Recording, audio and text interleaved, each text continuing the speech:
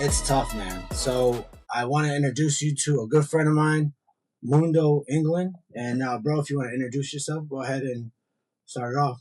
Yes, sir. So my Facebook name is Mundo England. My real name is Raymond. Uh, this funny story. I used to be like downtown at the Latin Explosion nights when they had them on across from Excel. I cut it mean salsa.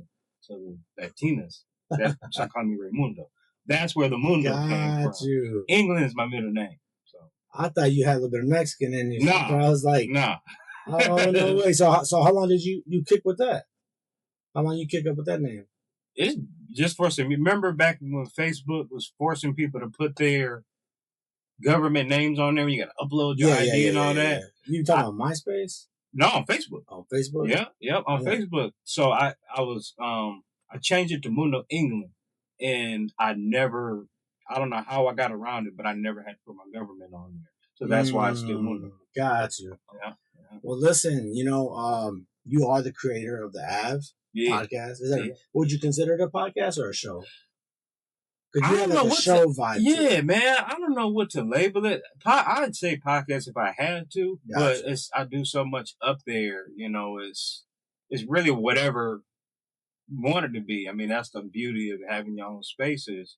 You can transform it to be whatever. But in theory, podcast. Yeah. Man. From a very early start, I see what you're doing. I see what you got going on. And I already, just from the beginning of seeing what you got, I can already tell, like, you can get somewhere. Yeah. You're going to get somewhere, right? Because you have the right vibe.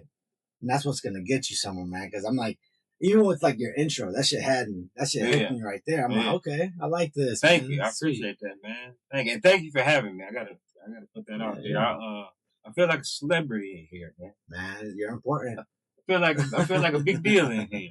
You're important, bro. Well, again, for everybody that's watching, man, I bring like-minded people, and I think me and Mundo talked about this earlier. It's a little different. We have our difference on who we bring on our podcast. Mm-hmm. But listen, it's very important that whoever I bring spits a little bit of knowledge and help people on the way. Because there's going to be people watching this video, and we're all growing together. We're all in it together. Mm-hmm. And maybe they don't want to be on the podcast, but there's other kids and there's other adults that sit down and say, you know what, I was going through that kind of stuff. Yeah, man. You feel me? Yeah, let's do it. Yeah. I got it going on. So, okay. Let's get into where you from. I'm originally from Jacksonville, North Carolina. Came from June, so my dad was in the Marines 22 years. I was born down there, but my family's from Lansing. That's how we ended up back here once Pops retired. So, yeah. At this point, if somebody was to ask me, I'm just telling them Lansing. I don't really. Yeah. Because I've been here since high school. Gotcha. So, that was 2005 when I graduated. So, I've been here long enough, man. I consider myself one of y'all. You from here? Yeah, I'm from here. Yeah, I consider myself one of y'all. Right. Yeah, man. I'm a Michigander now. Nice. So, how old you said? How old are you? 38. No, I mean not now, but like when you first got here.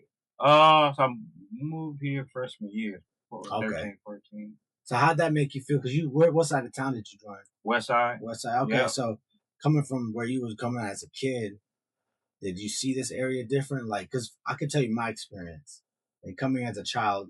So like I'm born and raised here, but I also grew up in Texas, right? And when I came back into Lansing, the environment was totally different, and I'm like, I wasn't ready for it at first. It was a culture shock for me, but only because growing up in the military, everything being on those bases, it was a lot of stuff I didn't see until I came to Lansing. Like simple stuff, like in public schools, I didn't see kids are more organized and not as unruly. Yeah, obviously it's the military. Everybody got to be on the up and up. I didn't see kids cussing teachers out. I didn't see kids fighting in school. No drugs. None of that, man. On base is not okay. Yeah. So your pops was in the military. Yeah. Okay. In the Marine. Did you and your dad have a good relationship? Yeah, my dad in my house right now helping me fix up. Yeah. Nice. Yeah, man. Yeah. So you coming here, you finding a way in Lansing, Michigan, because that's for me. Lansing has a lot of opportunity, man. I feel like it's not spoken of. Think about like T Grizzly, Right. right? He came up, he talked about Lansing, Michigan. Yeah. He walked around Lansing, Michigan. We have a lot of good artists out here, but we always find ourselves in a like hidden corner where it's not. It should be. Because remember, Detroit used to be like Vegas, and I think that's part of the problem. When GM shut down and Detroit went down, which is coming back up. Detroit is getting better. Right, it is. They're turning it around. Yeah, they turned it around. But I feel like during that time, it just sunk Lansing and people forgot about it. That doesn't mean that there's not good artists That out makes here. sense. You feel me? What I'm saying? Yeah. So, what's your thoughts on that? I've never thought of it like that, but 1,000% I agree with you. Lansing has a lot of talent, a lot of creators, a lot going on. It's like a melting pot of people. So it's like there really is no reason why we shouldn't be further as a whole and have a spotlight on us. And if you ask me, um, we're in the moment doing it, but people like you and I are part of that. Where it's not just people doing podcasts and talking about celebrities and the popular stuff. It's talking to regular people. Because I don't know if you know it or not, we're literally on the same page. What you do with yours, like say you want to talk to local people, with good stories, with good knowledge, that's exactly what I'm doing with the ads. Literally the same thing. Yeah. So it's good that it's people getting on the same page. We're getting somewhere. Let's get into shout out to Knothead. Knothead, man. That's our dog. That's our dog. He introduced me to you. And he told me, he said, man, check my dog out. He shot me information. And I started peeping game. And I seen that you had your podcast. And I'm like, man, this is perfect. Because, something I'm big on. And I love working with the people that are around you. You know how you find this in women, right? Where they'll start a business, but they're trying to over compete with each other, right? Yeah. And then for me, I'm like, I get it. Men probably do the same shit, but for me, as a business I got running, if I can help build other people's business as well, we all work together. We're all gonna build off of that. That's you know what I mean? About. And Lansing will get known for that kind of shit. Yeah. That's I think with men, we depending on our character, I don't know if you are into it, but like the whole alpha male. So under alpha, the Sigma. Are you familiar with any of that? Yeah. So Sigmas, like I get along perfectly with Sigma males because we have that confidence, but it's not. Define Sigma. Sigma is, in simplest terms, is an alpha male without the extra bravado. Gotcha. So, for example, when an alpha male walks in the room, they want people to notice him. They have to come in loud. Sigma males walk in quiet but still get the same looks. That's the difference. But that was a term I never even knew of until a year ago. I never heard of that one. Yep, Sigma man. Never heard. Yeah, I'll be honest with you. I was raised. My dad was militant. I was raised real aggressive. So for me growing up, sometimes, I have PTSD. So like when I talk about mental health, I don't do it in a way where it's like sympathize. I don't like to sympathize. I feel like I don't want to baby you. Right. I'm that kind of guy, right? Where I'm like, listen, I believe you have a problem, but I also believe you can be the solution to that problem. It depends on what you're willing to do and how far you're willing to go. How much can you sacrifice? Right. But if I tell you, man, let me hold you on my lap and pat your back, and maybe that'll go away. I can't do all that. I was never like that, But that being said, with you growing up, have you had a tough time growing up, being in Lansing, trying to understand life, just trying to be a man figure for yourself, and you also have your dad as a figure as well. So, so I can kind of separate that. Growing up in the military, moving around so much, in one way, in one hand, I feel like it made me a social misfit because I don't have that. You know how you got a group of friends you know since the sandbox. People say Yeah. first, second grade. You can look at that person and say, "I've been around that dude since he was 6, 7 years old." I don't have that Yeah. because people I was around 6, 7. I don't know where the hell they are. Yes, some here and there you reconnect with on Facebook, but for the most part, it doesn't exist. So I think what that did to me, it made me um I dismiss, like I'm quick to say to hell with somebody because I'm used to doing that. Yeah. I've been at 13 different schools. We moved every year up until high school. Sexton is the only school I've ever went to for more than 1 year. Okay. So, yeah. So it did that. That's one piece of it. But like I always say, I try to find the silver lining in everything. Silver lining in that with moving around so much and always get a pick up and go is it made me well rounded. You know, you can put me in a room with 1,000 people and I can find a way to talk to every single one of them because that's all I've had to do my whole, adolescent life. It wasn't rough though. I mean, it's childhood was good. Had both parents still together. Been married 30 something, 35, almost 40 years. I got a good background, good upbringing, solid family, big family. I didn't have a hard man. The hardest, if I'm being honest with you, the hardest part of my life I've had was this last year. Mm. This last year. Cinco de Mayo of last year, I was at my cousin's house drinking, sitting on his front porch and drinking tequila. Took a shot and it felt like somebody lit off a bright 10,000 lumens flashlight in my right eye. I brushed it off, didn't think nothing of it. Went home and laid down and said, okay, when I wake up, if it's like this, then got a problem. Woke up and it wasn't like that. That went away. The blurriness went away. Went down to DJ Crazy Kaz's celebration they had. I think it was the law. Got in there, ordered a drink, took a shot, same thing happened. Boom. Right light in the right eye. Damn. Yeah. So I told my boys, I'm like, man, I'm about to go home. Something ain't right. Dude, when I tell you it was so jacked up, my vision was so crazy. I couldn't see traffic lights. I couldn't see everything was just distorted. So the only way I knew how to get home was the trail. This is some real survivor type shit. Yeah. Only way I made it home was to follow whatever car was in front of me. What? When they go, I go. When they stop, I stop. I followed like 3 or 4 cars to get from downtown to. I said, if I can get to Jennison and St. Joe, I know I can cut through there. No lights, no nothing. I go Jennison all the way down to Willow, and I can take Willow to the house. So fast forward, I said I did it again, brushed it off. I said when I wake up tomorrow, this is the second time. My eyes like this when I wake up tomorrow. I'm going to the ER. Woke up, picked my phone up, and it was still jacked up. Couldn't see couldn't read the text or nothing on my phone. So I sent a voice text to my mom, my parents, and to have them come get me. And I didn't, because you don't really know how things will affect you like that. You don't know how bad you need your vision until it's messed up. that goes with everything.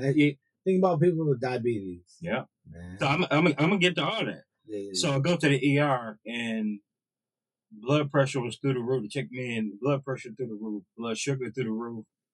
Ladies telling me she's telling me to squeeze your hands, raise your eyebrows, smile, and do all this. I asked my mom like, why is she telling me to do all that? My mom said they try to make sure you didn't have a stroke because of how high your blood pressure was. Fast forward, that was on the 6th. So I'm at the hospital until I'm at Sparrow till the 9th. That's when I went home. And since then, it's been a roller coaster. You know, it's been good time. It was because of come to find out what caused the issue, my blood pressure and blood sugar being so high, caused the blood vessels in my retina to swell. It started leaking some kind of, I want to think it said plasma, something like that. So That's funny you say that because, Jills, yeah, right? rest in peace, yeah. Rest in peace, Jill. Shout out, Jills. I know he's listening. Yeah. I remember because he had the similar issue. Did he? Because he was having blood, he drank. Right. He had a good time. Got to do it. And I remember he was always complaining.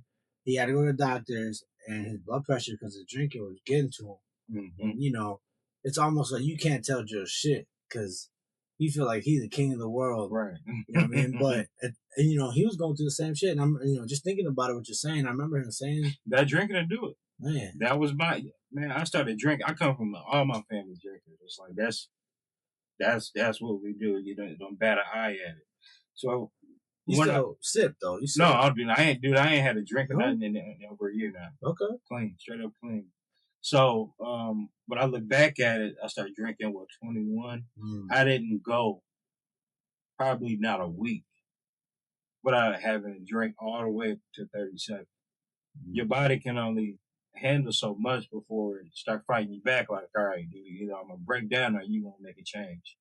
And that's where I got. So my vision, even like right now, it's still healing, but my vision ain't back. Dude, I'm probably at like 60, 70% right now. So when I'm looking at you, I can see your face, but say if you had a pimple on it, I couldn't see it right now. When I got here, the waiver, if this was a couple months ago, I couldn't read that. You'd have to tell me what this says. And that's because of the swelling in the eyes. Yeah. Damn, that's it's crazy. almost like the way I explain it to people. Imagine taking a garden hose. You turn it on and you just squeeze it. All that pressure builds up right there, and then you let it go. Now everything shooting up to the top. That's essentially what happened with my eyes. So. And how long was that process when you were dealing with that? Like, how long did you have to deal with that until you could correct it to be where you're at now? I'm still dealing with it, man. Like I said, I'm literally still dealing with it. I noticed little stuff is getting easier, speed limit signs and road signs. Like I'm starting to see that better, but first thing they did threw me on all these medications and how hospitals do. At the time, I understood it because you just got to maintain and make sure the person don't drop dead in here. Yeah. So you fast forward to now, I just went and seen a new doctor. This is a bombshell, and I want people to hear this. This is where the knowledge kicks in. Mm-hmm. And I told you, but I don't know if we got into depth about it. Yeah, let's get into it. So the doctor I seen when I went in, they check your vitals. It's the first time I'm meeting him. He walks in, he looks, and he's like, "They got you on all these medications. Why is your blood pressure so high?" And I'm like, "That's what I want to know." And he was like, "Do you have sleep apnea? Have you ever had it?" I said, "Yeah, back in 2012, 13, I was working at the airport and for the state, running myself into the ground. I was heavier. I was about 250. And then he like, "We're using a CPAP." I said, "Yeah." "Did you stop?" "Yeah." "Why?" "Because I lost the weight." That was part of the reason why I started working at the airport, was to be doing something active instead of just sitting around the crib, bored, drinking and, hanging out. So I said, I lost the weight. I got down to like 220. The doctor was like, "That's good, but there are skinny people with sleep apnea. So that doesn't always rule everything out." And he said, "You're the third person I've seen this month from your age group with the same conditions going on, with the hypertension and the blood sugar." And he was like, in both of those other cases, the root cause was sleep apnea. I looked at my mom. We both looked at him like, break that down. He broke it down, and he broke it down. It made perfect sense. So the way it works is when you go to sleep, you got sleep apnea, your body's struggling for oxygen for however long you lay down, 6 to 8 hours. You get up, go to work, you're running on fumes. Just because you up moving around don't mean that your body's, in the shape it's supposed to be internally. You get off work, you go back home. You're struggling again, 6 to 8 hours. Look at that pattern. You do that for years, and you think all the way back to 2012, 13, when I know I had it, when I got the sleep study done. So he told me, he said, can't make any promises and guarantees, but I can almost tell you fix the sleep apnea and everything else with your eyes, blood pressure, everything snapped back. And I BS you not. Since that day when I left, my cousin got a CPAP that he wasn't using. I told him let me try it out to see because I gave mine to my cousin in jail. He had asthma, so now I don't got my own CPAP. Otherwise, I would have already, been back straight. So anyway, I use my cousin's, and I'm checking my blood pressure 2-3 times a day, blood sugar 2-3 times a day. Everything normal. But let me go back to him explaining. This part I want people to know how it affects you. So with your blood pressure, it constricts those blood vessels because you don't got the right oxygen. That's where the hypertension comes in. Yeah. Blood sugar, a lot of people, their blood sugar is out of whack because you don't have the right oxygen to move around the glucose in your system. So it's like taking a t-shirt, shoving it in the muffler of your car. Your car's gonna move, you're gonna be able to drive it, but everything is backed up. So it's been a long road, man. All them appointments and doctors. I hate going to the hospital. You don't gotta take insulin or nothing, do you? No, I did, but I'm off it now. My body is. Oh, you got off of it. Yeah. So you can get off of insulin. I thought you couldn't get off insulin. Man, I was on insulin for like 3 months. Oh, I gotta tell somebody this because that was a worry. I heard that once you start taking insulin, your body depends on it. Okay. No, I've been off that, man. I've actually been weaning.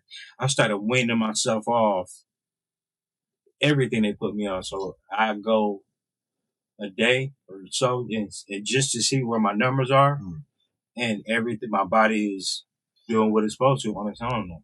All right, so you just kind of winged it off and then. Yeah, I mean, under the doctor's guidance, they'll say, okay, well, instead of taking 10 units of the insulin at nighttime, take 8. Gotcha. And then that goes all the way down to nothing. And it's really just monitoring it and staying on top of it, man. But no, you can definitely, insulin is it ain't a life sentence. A lot of people where they go wrong, they don't do the additional things they need to do to get their blood sugar with exercise. Stop eating junk. Just take care of yourself. Take care of your body, and your body will take care of you. So yeah, you can get off it. So my question is, when you talk to the doctor, in order for you to wean yourself off, what was the doctor rules for having you to wing it off? So like, what was the okay? When was you able to get the okay to say, okay, wean off? Doing the A1C check once your A1C gets down. So the way mine worked, my A1C was like 10.2 when I went to the ER. Gotcha.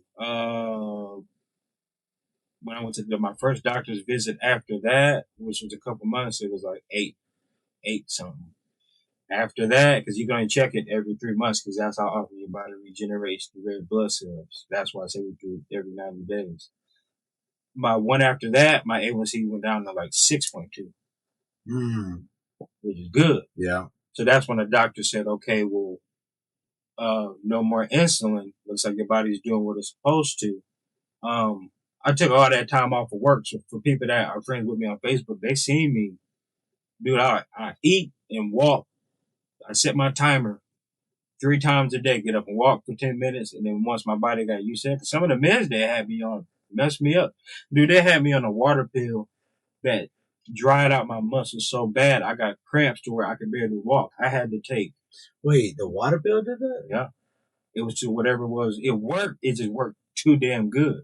So I had to take baby steps to get around the house. So I went back to the doctor like, I'm not. Why didn't you just cut that bitch in half? Man, because it was at the time where everything is so much going on. Yeah. I just wanted to get away from it. I couldn't sleep. It felt like I had restless leg syndrome. Yeah. So, that's when they started weaning me off of it. But what kicked me down, and this is an important part to tell about that too. So my A1C was 6.2 when I went. 3 months later, I got another one checked, got another one done, and my A1C went up, and it was 7.2. And I'm like, I ain't gained no weight. The lowest I done got was like 185. I weighed myself before I came here, 206. So I'm like, all right, well. What was you before? 230, something like that. 225, 230. I've been there somewhere. Now you doing it. Just keep it up. I'm getting it done, but people would see I'm going up to Sharp Park working out. 3 times. That's why I was hitting all them burpees. Yeah. No weights, no nothing, just all body Stay with weight them stuff. burpees, I got man. nothing but time and space to get it done. Hell yeah. So yeah, man, I went back and it was 7. That's what led us to figuring out what else is going on, because I'm not eating none of the stuff I ate before. I ain't drunk in a year. How is my A1C going up? Back to the oxygen. Damn. So all along, If you got hypertension and if your blood sugar is through the roof, get a sleep study done. If you got sleep apnea, that 1,000% affects both of those. Okay. And a doctor, which I asked the doctor that, like, if I got sleep apnea, will this throw both of us? She said, yeah. You want to hear something funny? My father-in-law right now, his blood sugar is an issue. Right? So exactly what you're saying right now. Yeah. He can't get it in control. And guess what? He has a, what's it called? The machine? CPAP? He has a CPAP. Does he use it? Yes, he does use it, but he is doing better with his diet. He's bringing his, he's doing what he has to do. Mm-hmm. He is a heavier guy now. Like, he gained a lot of weight. Now, he can lose weight. He's working on that right now. I think because he's 60 years old. So not saying that that's a reason why you can't lose weight. Yeah. But you know how it is. Like, the older you get, it's not as easy. We're not as mobile, man. Yeah. We're not as active. Yeah, natural. So he has a lot of that, but exactly what you're saying. So, like, when I'm done with this video, I'm clipping a lot of this so I could show him, because, man, it's a real testimony, dude. When I tell you, my blood sugar would just be through the roof. So the highest my blood sugar was 250. Mm-hmm. Now, when I check it, 95, 90 and this is when I wake up, and that's from using. There's another piece to that, because I know how uncomfortable that CPAP is. It's a nuisance. So a lot of people stray away from using it, and I'm gonna shout them out only because I know it's been working. So for the last 3 weeks, 3 or 4 weeks, almost a month, I quit using the CPAP, and I got this mouthpieces by Airwave, Airwave, WAAB. Okay. Airwave Recovery. What it does is, it's small. It's not a nuisance to have in your mouth. Because some of them, like if you they got one at Walgreens. It's just big and bulky, and there's no way you can sleep with that. The patented one I got by Airwave, they have these little ridges on the side of them that sits at the base of your tongue, and it keeps you from, because when you snore, that's what it is. Your muscles relax and your tongue go back. That's why people tell you this might snore, roll over on your stomach. Yeah. Or on your side, because it stops all that from happening. So when I put that mouthpiece in, I can lay whichever way I want to, and I'll be checking blood pressure and all of that with the mouthpiece, and everything's still the same. So my question is, like, with that, because I have an issue. I don't like shit ever touch my face, or like, just like, even with, like, when I'm doing a running, when you go running, they got that device that you can throw in your mouth, and it makes your breathing as if like you're elevated on a mountain or some shit. Yeah. Like, even with something like that, because that shit put a lot of strain on you. Mm-hmm. And trying to sleep with something in your mouth, did you have to get used to that, or is that just? I ain't gonna lie, man. Once I lay down, I'm out. It wasn't, but like I said, it's not uncomfortable though. If it was uncomfortable, I probably would have a hard time. But you gotta mold it, just like when we play football. You get your mouthpiece, you gotta put it in the boiling water, bite down to mold it, put it in cold water. So when I put it on, it's just right on my teeth. I can close my mouth. Mm-hmm. Only part about it is you obviously can't talk the same. It's like, it sounds like I got a lisp. What I got but I'm sleeping. That don't, none of that matters. But it's I'd advise anybody to look that up, man. Airwave Recovery is the name of it. Okay. It's keeping my levels balanced, just like if I was using a CPAP. Joe Rogan talked about it on his podcast. That's why I heard about it. Okay. Yeah. Now, during that process, when you started having all these issues, the eyesight, now you figured all this out. Did that mentally put some strain on you? It broke me down. Okay. It broke me all the way down, because to be so dependent on, because I couldn't drive, couldn't do anything. That's why I was walking all around town. I was walking out. So my parents live about 1.5 miles from me. So that was my routine, dude. But when I got when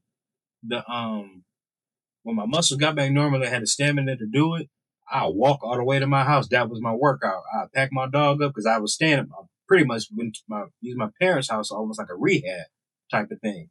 But you got to think, I can't read medicine bottles. I can't read shit. I'm damn near helpless. So, that's gotta be annoying. Dude, I'm telling you, it broke me down. So I moved into my parents' house and stayed there just so we could get a handle on it. And I cried a lot, man. I'm not gonna do it. I've never cried that much in my life. Losing Fred, nothing broke me down like that. Having to call people for rides to get home to cut my grass. Calling people rides to get to just the simple stuff. Like when you used to getting up going, not needing anybody for anything and needing somebody for damn near everything. It broke me off. It's still, I don't break down like I used to, but it's still, I had a moments to where I'm just sitting. Usually when I feel like you're normal without having to worry about all that shit, I feel you. A lot of people don't know that though. Like people see me and they see me doing so much with the podcast and then the car stuff, and they don't know, like, you got no idea how frustrating it is to go to Meijer and I can't read the shit on the self checkout screen. You know what I'm saying? Or when I'm going to doctor's visits and I can't, everything is off. What was the solution on the eyesight deal? It goes down. So the term for it is macular edema, is what it's called with my eyes. Just, edema is swelling, so you can have edema in your legs. Macular, just swelling of the eye. So it goes away. I've had to get needles. I had to get injections in my eyes. I had to do that like 4 or 5 times. Damn. I had to get laser surgery, and I got that done 2-3 days ago. I did see it. If you don't mind me asking, that in the back of your head. That was my neck. So that was a lipoma. And that was a hereditary thing. I just found out a couple of my uncles had one in the same spot. My cousin had one that you got to get cut out. It's just a fatty tissue, non-cancerous tumor is what it is. But that's something that's like totally separate. That's been there for a couple of years. I went to the dentist and the lady asked me, "What's that lump on your neck?" I'm thinking it's a muscle. It's a neck muscle because right where it was positioned was right here. I had lost weight. I'm like, she's like, no, that's not a neck muscle. You should go get it checked out because it was about almost size of a golf ball. Oh, but you couldn't see it. So my Dutch was the first one to ask me. He was the first one to ask me about it. Shout out to Dutch. Yeah, because he's like, what's that on your neck? A neck muscle. Something. People could ask me about it. And then when I went to the doctor, that same doctor that told me about the sleep apnea. He's like, I'm pretty sure it's just a lipoma, so they had to cut me open and take it out and do all of that. So if there was something that you can help people understand, and when I get on your podcast, I'll get into this whole method as well because I have my own method. Yeah. But when you deal with some like high stressful shit like that, a lot of that all at once. I mean, that was a process from the beginning to now, and you're still dealing with it now, right? Yeah. And you find people that, and you'll see this everywhere, where too much happens and they just want to shut down. They want to give up and they don't want to really look forward for anything else. Mm-hmm. Right. What is your method? What kept you so positive and want to be an entrepreneur, Knowing everybody has a purpose. And I knew what my purpose was prior to that. And I kind of feel like I took it as a sign. That was my method. And the sign was, before all of this, I wanted to stop drinking. I wanted to lose weight. I wanted to be more active and productive. I was doing it, but I wasn't maximizing my potential. And all of this, to me, was God's way of saying, okay, well, you've been wanting to do this. Now I'm putting you in a situation where you don't have an option. You can't go back to drinking. Yeah. You can't gain this weight. Because you know what's going to happen if you do. I'm not crazy. Once I know something is bad for me, I cold turkey. People say, you ain't had to drink? No, dude, if they tell me that got something to do with this. Yeah. Yeah, you want to. Yeah. I'm one of those. If it got anything to do with what I've been dealing with, I don't want no parts of it. So even when I'm able to drink again, I'm straight. I didn't went this long without, I'd be a lunatic to go back down that road, man. So it was part of my process of becoming what people see now. Well, you're a bad drinker, if you don't mind me asking? I wasn't an alcoholic. I wasn't going to work drunk and stuff like that. It was more so me I'm at the crib chilling. I'm going to have a drink. And then when you when it's not tearing your body up or you don't think it is, you don't really you don't pay any attention to it until something happens. So that's also been part of my purpose. The people that are around me, I'm telling them like, you see what I'm going through, tighten up. Yo, You see, the people that I've been having to call, I had to call back then and give me a ride here, take me there. You see what I went through, tighten up. You know, actually going back from your story in the beginning, I actually talked to Cece. Mm-hmm. You know, shout out to Cece. Mm-hmm. She got the whole clothing and everything going on, and she will be on the podcast too. She good people, man. She mentioned this. She mentioned that y'all talked about the eyesight deal. Did she? Do you remember that? Yeah. She told me before it happened. She had a vision that it. Yeah. Yeah, and then for everybody that's creep me out. Yeah, she's gifted. She's gifted. Yeah, creep me out, man. Yeah. You know, so getting into that, man, like, what inspired you to start? Well, we kind of understand what inspired you to start the podcast, but to start it, calling it the Av, and then just kind of like developing the way you are right now. So the Av is really just short for where it is, the location. Like, Morris Avenue. Yeah. So that was just the nickname for it. But the idea behind it was me turning a negative into a positive. So the room that my podcast was in was my ex's son's room. Mm-hmm. We broke up. That didn't work. They moved out, and I avoided that room. Didn't go up there. Literally didn't go up there for anything. Year and a half. And I'm sitting around, and one day I'm like, you know what? If I'm gonna stay here in this house, which I've made a decision to do, I have to start changing stuff around, redecorating, and making it my space. Yeah. So I said, you know what? Because my cousin years ago, people that are friends with me on Facebook, I've always been a talker on Facebook. I've always been cracking jokes. I've always been talking shit. I've always been asking questions just to get people going and get people talking. Years ago, my cousin Ryan, because Ryan was like, man, why you don't start a podcast? I did start one back when it was just audio. I don't know if you remember Anchor. Mm-hmm. So Anchor. I like Anchor at that time. Yeah. Nice. So that's I started that. I started one on there, and then as time goes on, and it's sweet because like you can go back and forth talking to people without even like. I like that. I really like Anchor was cool, man. And then I got away from it and. Just with life and going through divorce, you just stop caring about the creative part because now I'm just trying to hold it together and not lose my mind. Well, the level that you're going right now is a deeper level. Yeah. You're taking it to again. I don't think people realize the amount of work that comes in doing a podcast. It's a lot, setting up, lighting, trying to, having a story, coming up with good things to talk about. There's just a lot of stuff that comes with that. I watch how you roll. You roll smooth. Yeah. You know what to say. You know what to come up with. So you know what you're doing. It's natural for you. It comes with. I feel like you gotta some stuff you just have to have it in you. You can have the baddest setup. You can have the most expensive equipment. You can have all of that. But if your conversation doesn't captivate people, none of that matter, man. None of it matters because it's at the end of the day, the word is content. Yeah. That's why a reel that's 10, 15 seconds can blow up because it's what they're doing. Mm-hmm. It ain't how long it was. It's what did you see? Was it funny? Was it informational? All them TikTok videos where you can learn how to build a damn garage on TikTok in 3 minutes. So it's like, if it's informational and people, to me, that's the whole golden key to it.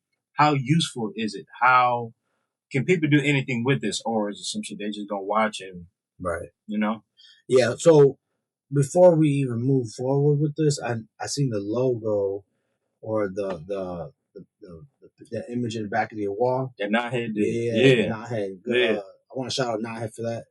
I know he's on right now. He just popped up on the screen. Yeah, Knothead, man. But, he turned the room up. That's what did it.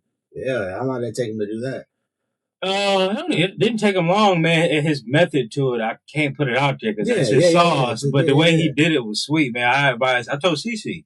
Cece actually supposed to be getting with him when she did her store here. I was showing that logo off to anybody that'll look. It only took him a few days, and he let him in. And I go downstairs and go to sleep. Or I recorded him doing some of it too. Put a video up, just clipped it up. It didn't take him long, man. He got in there and went to work.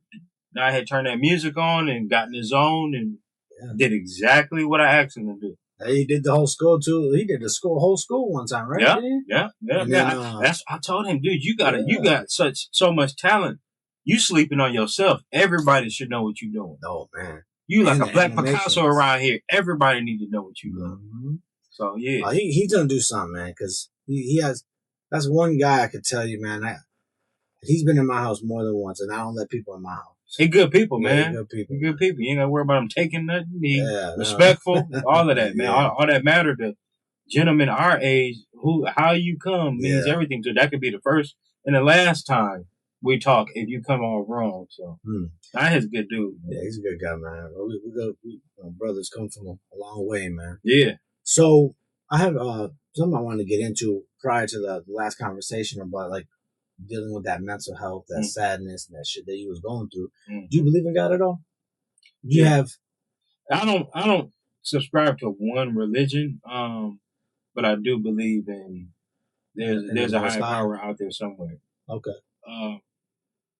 One day I remember I was working at GM Delta plant, and my counterpart was asking me. He was like, "What religion do you claim?" I said, "I don't really have them. Family's Baptist for the background for people that care. I'm not totally against it. It's just as I've gotten older and learned more, I don't want to box myself in to one thing because I feel like you can learn. I can learn something from a Muslim. I can learn something from a Christian. I can learn something from all of them. So anyway, guy at my job asked me what religion I claim. I said none. He said, "Well, you have to claim something."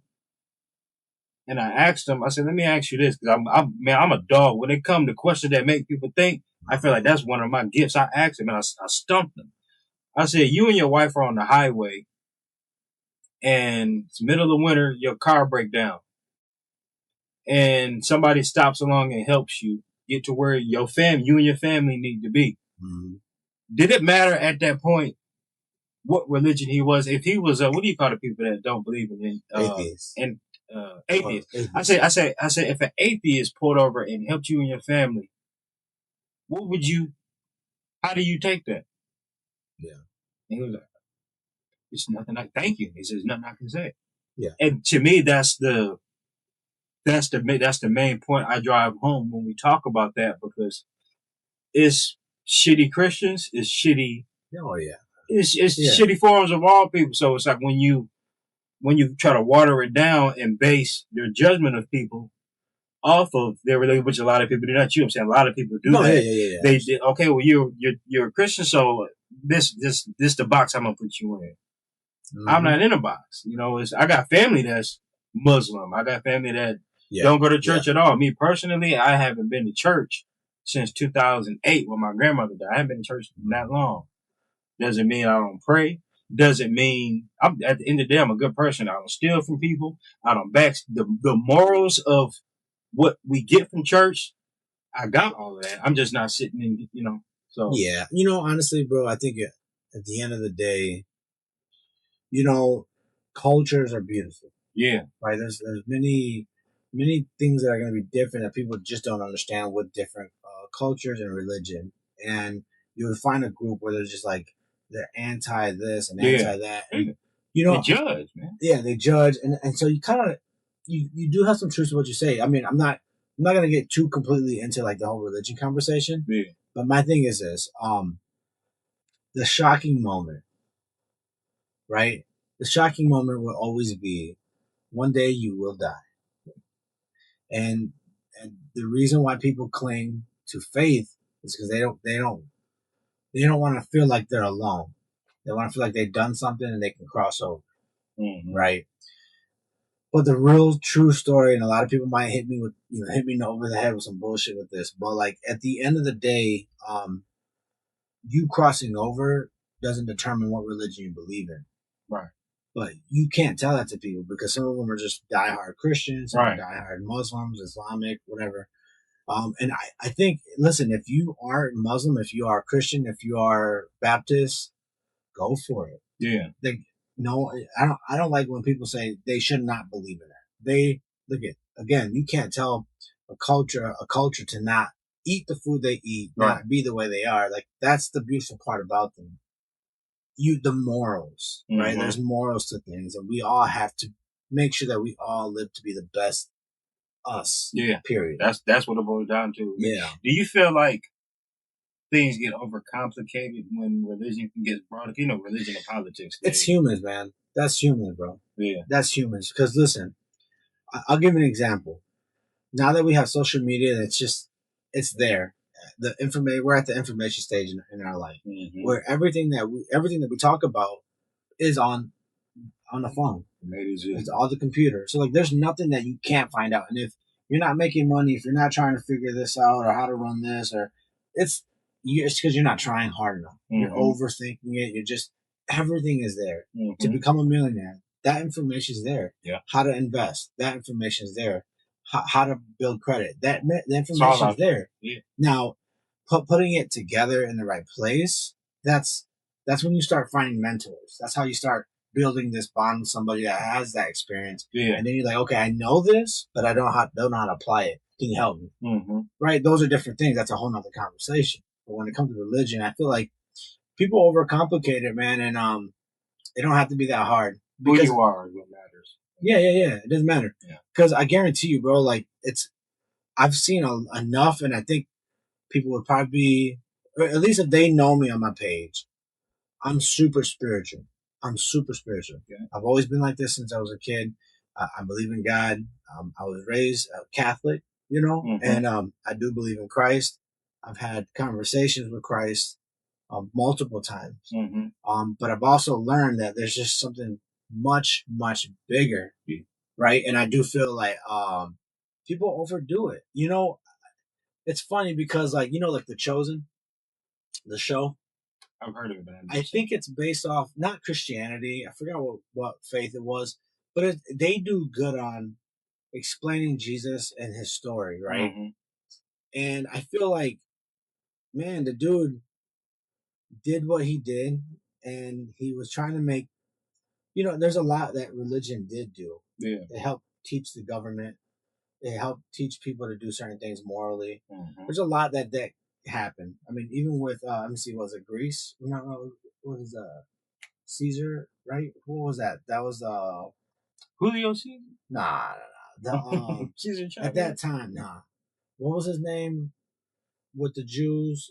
They're controlling the Jews at that time. Caesar Borgia. Start with a B. No, the Romans. Was it the Romans? I can't remember. I think it was the Romans. If I'm correct. It'll be in the comments. Somebody help me out because I'm not educated. Somebody Anyways, the Romans, they created a lot of how our government is controlling. Like now, I never knew that. Yeah, like we took off of information. That's how everybody works. Yeah. Think about it this way. How do we eat the way we eat, and why do we eat the way we eat? True. Because they did enough study to see how our past did and how they ate and what we can eat and not eat. Yeah. And we figured if you eat this, you die, or it doesn't work in your body. That's always changing, even now. And that's even Well, that's that's a whole nother conversation. Eat ice cube. Ice cube you cancer. But at the end of the day, man, listen. If you believe in Christ, if you believe in Allah, if it makes you a better person and you're growing to be the best you possible, I promise you'll cross over. What you just said reminds me of Kendrick Lamar has a song that I used to listen to all the time called Faith. At the end of it, he said, I'm trying not to quote it wrong. He said, I'd rather live like there is a God than die and find out. Damn, man, when you get a minute, look at it, basically saying what you just said, which is, long as you here, do right by people. Yep. Living in spirituality as opposed to just being rebellious, and then you find out, like, man, see, you didn't burn your life up. Yep. Not doing right is what the main gist of it was. So. I think that's what's so important about Christ, the image and the story. Yeah. Because I know a lot of people don't like that he claimed to be one with God, right? But at that time, we got to be realistic here. There were a lot of little babies being, put away for beliefs. There was a lot of people for having a cut and then getting infected being, thrown away. During those times, it was very, very crucial because people were very barbaric. And when Christ came out, if you look at the story of Christ, the way Christ built this image for understanding God, people started walking away from all these, what is it, the paganism, right? Because paganism, there's a lot of sacrifices in paganism. They're burning people and doing all this crap. Again, don't quote me on that because I could be just speaking out, saying a bunch of crazy shit. But there was some stuff that has happened when Christianity did come out. That got thrown away. Sacrificials got thrown away. Animal sacrificials went thrown away. Now other religions still do this to this day. I practice different religions. I understand them. I did that so I can see why people believe what they believe in. And you say you practice other? Yeah, I practiced Yoruba from Nigeria. So I can understand why they did what they did. Yeah. Understanding it, because being spiritual, I'll give an example so people can understand. This is probably better for your podcast. Yeah.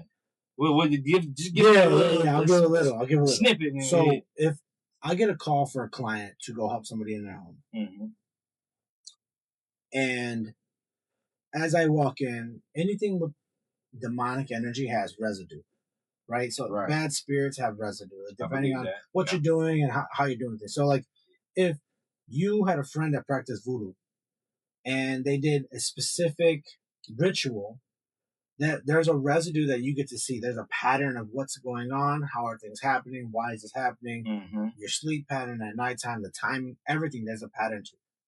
Then you start to realize, okay, somebody's practicing on you, right? Now, because it can go both ways. You can introduce that to yourself, but introducing don't have these patterns.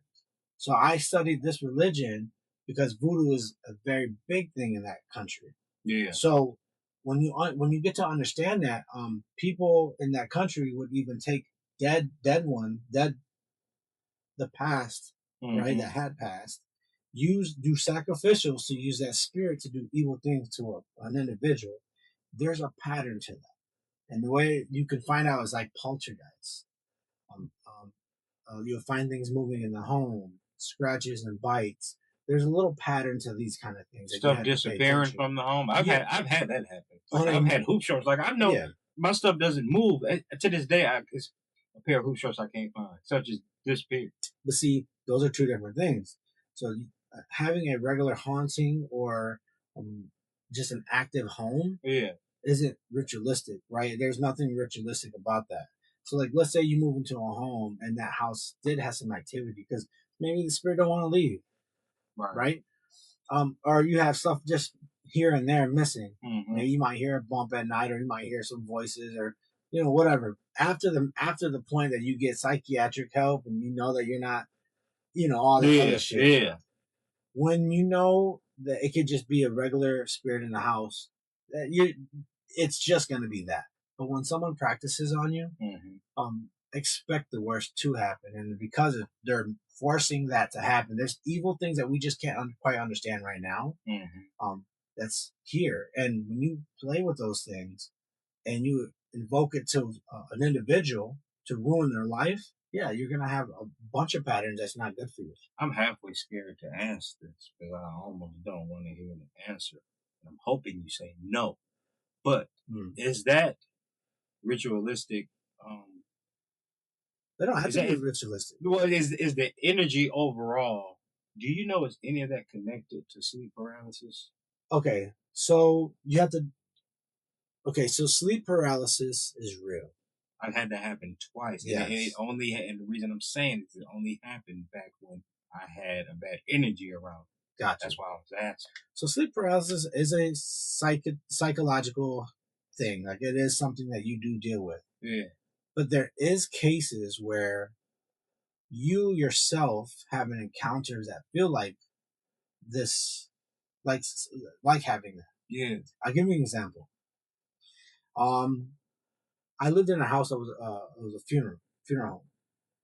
And wait a minute, you can't just say that. You did what? Yeah, there was a house that was a funeral home. It was built as a funeral home, but then changed into. You knew that? We didn't know that. Oh, yeah, I was about to say. Yeah. And there was an incident where sleep paralysis is when you go to sleep, you feel like you can't move. Mm-hmm. You can hear everything around you. Sometimes things are going on, but you just feel like you can't. Like you almost have a panic attack because you're just like, I can't control myself getting up. I want to get up, but I can't. Yeah. That happened to me. But the difference was, I'm hearing someone speak in my ear, speaking a whole nother language. I feel the hands choking me. I feel the weight of the person on my hips heavy, and they're just choking the crap out of me. And I remember I kept on saying, I am son of God. You cannot harm me. I don't care who you are. I'm not giving up. I believe in God. You cannot harm me. Boom, off of me. Yeah. But, dude, and this is for your podcast. Yeah. Because I'll get. I already got some questions. I'm holding on to them now. I'm stockpiling them, so I don't. But blood during that time, again, we didn't really take it serious until everybody in the house started having activities. Yeah. Doors shaking. When it's clear, like, hey, something's going on. Bombs, no. Listen, if you're in front of a door and it's doing this, and no one's behind there. I don't even like when you just did that. Yeah. So like visibly there's something wrong. Hearing voices. A little girl died in that house, and I remember I used to see her all the time. She used to always say my name, ask me questions. She passed away with cancer in the living room. There was also people upstairs, people downstairs. I would see people. So Lansing, if ever people are curious about the history of Lansing. Yeah. Lansing is very special because we have a lot of native tribes that used to be in Lansing.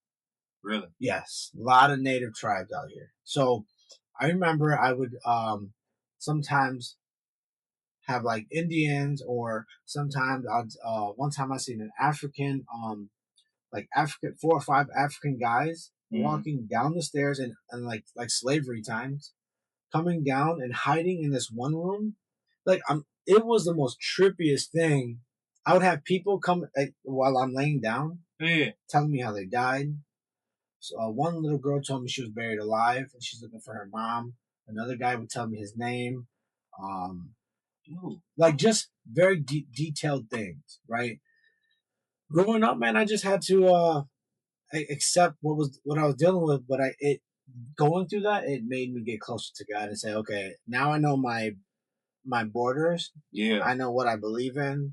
Again, we've had this conversation. Some people have different beliefs. Yeah. But I found a way to keep myself safe. Yeah. And then I know when it comes to helping people, there's a residue to this stuff. So paralysis paralysis can be paralysis, or it could be. Mine was where I was sitting in a car, and it was 2 other people in the car. One was sitting behind me. I was driving, and the person sitting behind me shot me in the back of the head in the dream. In the dream? Damn. Yeah. And I remember waking up, like physically, my brain woke up, but I felt my body like shaking for a few seconds, and then I snapped out of it. Another time it happened. It was the same situation, but I can't remember exactly what went on. But same thing. Brain woke up, body just it's just body just tripping out, and then I woke up. But I was laying next to somebody that wasn't right for me. Obviously, that energy shit ain't right. It's dark. You got something black on the inside laying next to you. You know what I'm saying? So, man, I'm pretty sure when I moved into my house, my mom came through and blessed it and put the crosses up on all the doors and stuff. Sound Catholic, bro.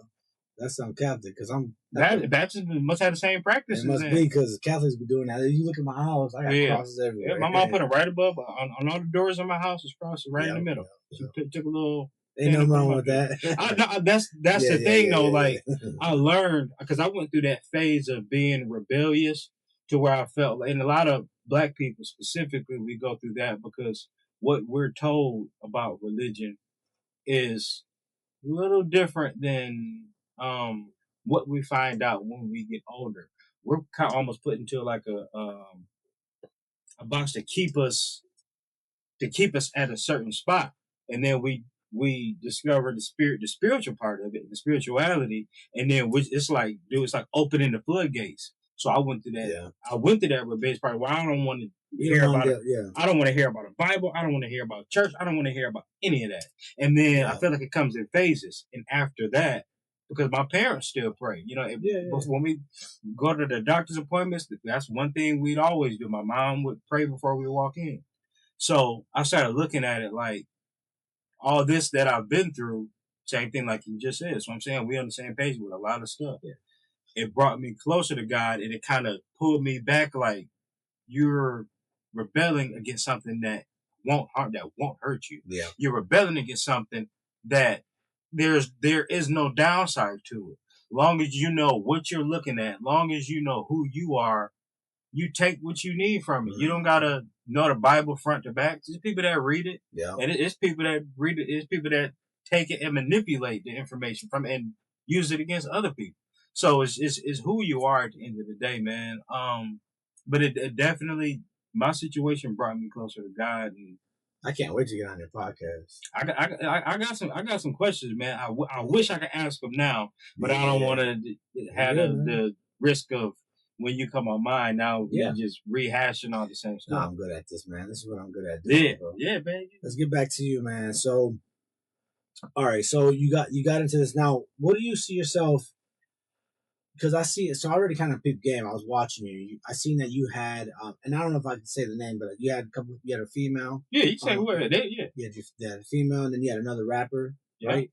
Yeah. And then you had somebody else, Gunsmith maybe, or Lamaris. Yeah, he's a Lamaris. He's just a solid dude. He's a part of the Advocates, which is a they do CPL classes. Gotcha. I don't know if Lamaris is a gunsmith. I'd say he is. He's known them bitch like the back of his hand. So that's the whole get down. Though is I don't want to just talk to rappers. I don't want to just talk to singers. Like I want regular people off the street. If you got something worth talking about, worth hearing, come on, let's do it. But yes, there's no rhyme or reason. There's no formula to how I run the ad. But just come on, let's talk about it. Now I know you're still in the beginning stage, and you still got a lot of new stuff that you're going on. Yeah, believe me, it's gonna go. I'm getting there. If there's someone that's trying to do what you're doing right now, what's the first advice you would give them? Don't overthink it. Don't overthink it. Don't wait around. One thing I was doing, I wish I wouldn't have, was asking too many people their opinions. Yeah.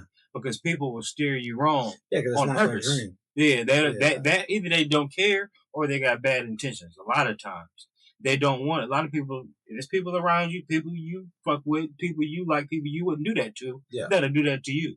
So you have to start somewhere, even if it's just going live from your phone.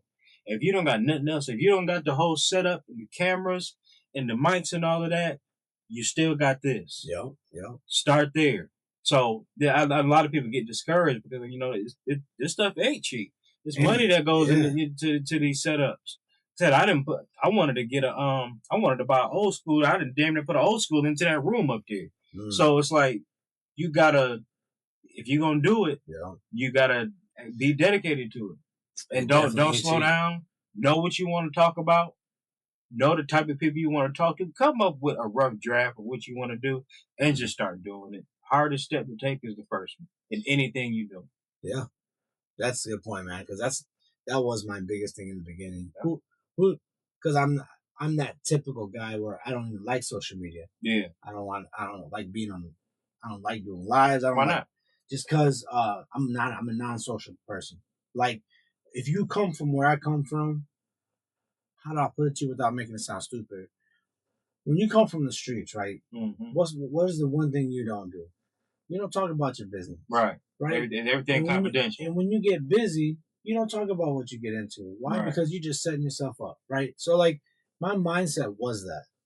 He was programmed. I was just like, nah, I don't want to talk about that. I don't want to, like, why would I want to sit down and give footage of people say some shit, and then later on, I gotta talk to somebody about some shit. Yeah. You know what I mean? I don't look. Yeah. But see, like now, I'm a civilian. Like I'm a good person. I have a family and I'm doing what I got to do, and that's the best thing about what we're doing now. Yeah, like our lives, we're changing and we're becoming better men. That's my main focus with the app is if it blows up and turns into something bigger, which I'm not gonna lie to you, right now I got a feeling that it will, just because of what I'm doing and how I'm carrying it. I do feel like it's gonna get somewhere. Well, you already manifest that. Yeah, it's going to. Yeah. There's no ifs, ands, but the thing is carrying it out that far, right? Like you already set the tone. You already know what you're gonna do. You already know what has to be done. Now you gotta just keep on going. Let a year go turn into a year, 2 years, 3 years, because that's how you evolve. Yeah. I'd be honest with you. People ask me about interviews. I could book a year in a matter. I remember you telling me that. In a matter of a month. Yeah. Again, I can't even get a week out. So check this out. Something I learned from my mentor. You got to learn how to communicate.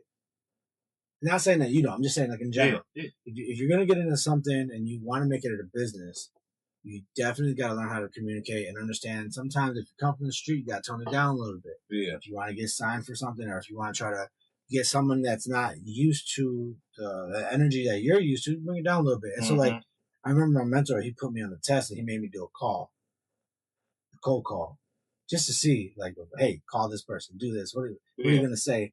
And, me being from the North, I'm like, talking street. You know what I mean? Yeah. Talking how you say it? Not to put nobody down, but talking like slow. Yeah. Talking dumb. Yeah. And he's like, listen, man, how you going to make money doing that? Like, just how? And so I sharpened myself up. I cleaned myself up. And I know damn well now if I want to talk to a doctor, if I want to talk to a billionaire, millionaire, or you polish. You can tell. You polish. I can definitely work that out. And the thing is, man, just that's not negotiating, but that's networking, and you won't make money if you can't figure that out. I feel like you got to have the best people to talk to and be around people that have that duality. Talking to or doing something like this with somebody that hasn't spent any time in the street, yeah, you can do it. Yeah. But it's not going to be the same as I know from what Rooted told me. He's seen the other side more than the majority of people have. Those are the best people, in my opinion. Those are the best people to do things like this because you can have, like you said, you can have a millionaire sitting here, and then you can have somebody just fresh off the street, smelling like gun smoke. You can talk to both of them. Yep. And you can, you can transform to however you need to right there in both of their faces. So that's a good thing, man. I feel like I do the same thing. Yeah. I can sit and talk to, as long as it's interesting, as long as I feel like we're getting somewhere, dude, I can talk to anybody. I think it's like survival. Yeah. Right? Because when you're negotiating and you're trying to talk to someone, or like, let's say you start off with the first level in life. I'm not going to get too deep in the conversation, but like, let's say you start off and you're just trying to make money. If you don't know how to talk, you're not making no fucking money, bro. If you don't know how to peep game and see what people are doing and what kind of moves they're making, you're not going to be able to figure this out. And you're going to be either robbed, you're going to get set up. There's just a lot of weird stuff that I noticed as a kid growing up. I'm like, you know what?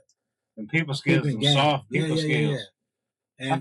And just life in general, like, it can keep you out of trouble. I remember one time, I'm going to tell you this quick story and get it off of me. Well, I had a guy who was part of MS-13. Yeah. Try to test me, right? And this is because of all the stuff I got on me. Yeah. And, man, he was from Texas. I didn't let him blink. Bro. Where was you at? Like, what was the setting? This was out in, on Cedar. You know where that was here? Yeah, it was in Lansing. Yeah, there was somebody who was visiting. You know where you go get plasma?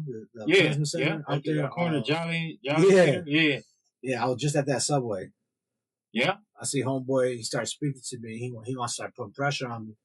When I realized where he's coming from, I'm like, you know what? I'm not going to give him a chance. So then he blinked, knocked him out. What did he banged on you? Like, he want to see, like, they a lot of them be like, are you Raza? Like, where are you from? Da-da-da. Like, I don't got time for that shit. I'm from Lansing. Everybody know who I am. Right.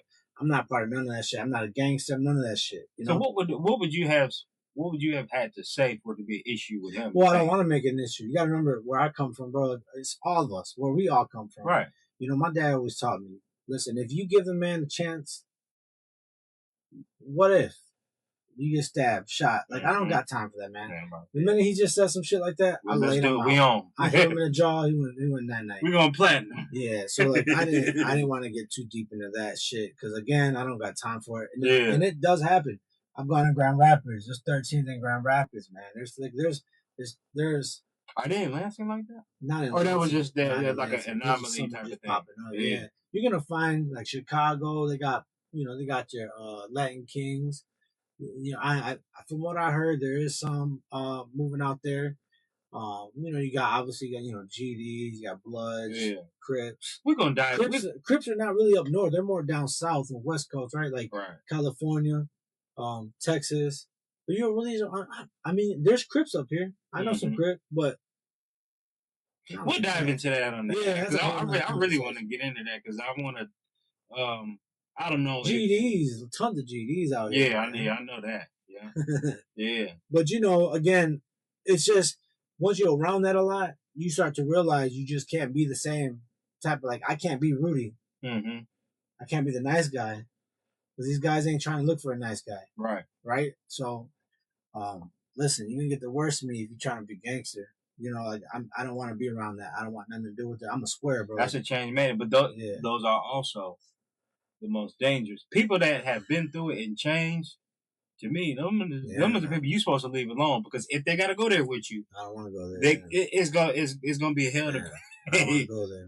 That's how it works. Let me ask you a question. If constructive criticism wise, when you watch, I don't really care to hear everybody's opinion, but knowing you know what you're talking about, and you actually watch the episode, be the first to comment. I appreciate all that because little stuff like that matters, man. What constructive criticism do you have without tearing me down? No, without throwing me under the bus. Like, should episodes be longer, shorter? Should I let them talk more? Like, what do you? Or you think I got a decent handle on it? Just keep going. I think right now, let's start off with the criticism. I would like to see the person more, right? And not in the the way you have it. Mm-hmm. It's a good setup. I think that's one good view. But let's say you put a camera directly or a kitty corner to the person so they get a different shot. I can rock with that. You feel what I'm saying? I was already because now remember everything's in motion. So when we're watching and then this is gonna switch to this. Again, the way the brain works is if it's on one screen for more than 20 minutes, it's already switching over. It wants to leave. Right. So what you're doing is just boom, boom. Yeah. That's an emotion. You're getting people that want to stay on there. And let's say they start talking about a really good topic. Yeah. So now you're just staying the focus on that. So instead of being on everybody, it's focused on them. Right. That's important. I got to do that. Because the way you have it set, honestly, it's gonna look nice. It's gonna be nice, bro, because and then maybe some more lighting, but other than that, you're good. I think you have everything where you want to go. Just you know how to talk. Tools and few, okay, good. And, that's what I think. Let me see. So what you're using right now? Just one camera, right? Yeah. So when you get another one, even with that, man, that's only because I wasn't even. It all happened so fast, so. I was telling myself when I got back on my feet and I'm back driving and back mobile and just back to being normal, I got to hit the ground running. And anybody that's been paying attention would tell you that's literally what I've been doing. Everything from because I do like the app is just one part of what I do like the bin core, the BCBR, the logo. That is that's more so a network / community organization type thing because it's based around cars, but there's a message behind it. So let's get into that actually. Because I was gonna ask you about that. Like I said, it came from just being my cousin, just being around. That's back when I was drinking and stuff. So it was just a slogan, that turned into let me put that on the shirt, and then people see that it's always a lot of cars and stuff around, and the a young lady I went to school with, just from the neighborhood, had a son that was turning 5. Loved cars, was into them, but he wasn't able to attending a car show. He had a skin condition, so she thought it'd be a good idea to do like a drive-through car show. Stay on Jennison and Saginaw. Yeah. Yeah. She thought it'd be a good idea, so we rounded everybody up literally in like a 2-day notice. Met up at Sexton parking lot. I'm talking about everything from old schools, trucks, motorcycles. Rudy, we drove through Jennison. It's still tire marks out there right now. It was on the news. I'm gonna send you the article. Yeah. It was on News 10. So I seen your whip. Are you interested in getting a lowrider? I love lowriders, man. I used to build them when I was a kid. My favorite car was a '64 Impala. I used to manually makeshift hydraulics on them and everything. If I had the money for it, I 1,000% would get one. If I had, it'd either be a lowrider. I'm into slabs too, like the Texas style. I'm into this. It'd be one of them too. I meant that's 1,000%. Man, what? Yeah. Metallic green, gold spoke. Man, yeah. I'm trying to tell you, I get my hands, and when, I'm not gonna say if. When I get there, that's the first thing I'm doing. I'm getting a lowrider or a slab, one of the two. Yeah, because that's something I want to do. Like, I was raised around that too. My dad had a lowrider. What kind? And it was old school, bro. Back in the day, you can't. Cause I'm not a car guy. Yeah. You know, I never was, but I remember my dad used to have one. It had what do you call it? Switches on. Yeah, switches on. Yeah. But it was an old school, so he left it with the big ass tape cassettes. They're not the tapes, but like the big ass square ones. 8-track, was it 8-track? I don't know what it was. I want to see. Yeah. I just remember he popped that bitch in, listened to music. During that time, you didn't have to wear seatbelts. None of that. Cool. Man. You could be laying on the back deck, rear deck in the car. And it was nice. And I'm like, okay, so I consider myself Chicano. Yeah.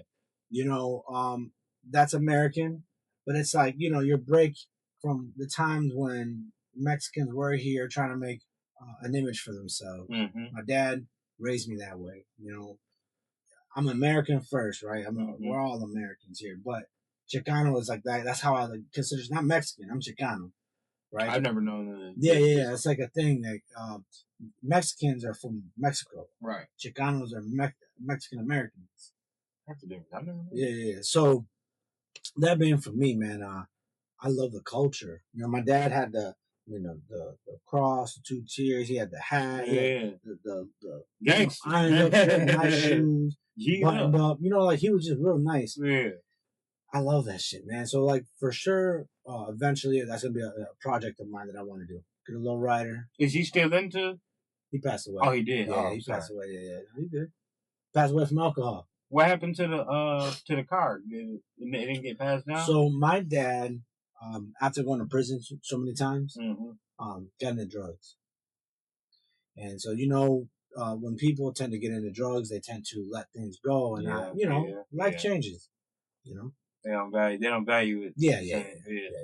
And that's a story we can get into on your podcast. We're gonna.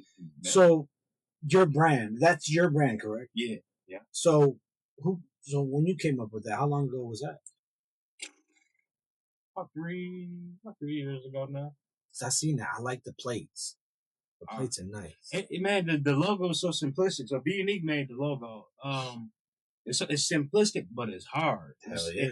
And to me, what really makes brands thrive is when people know what's behind it.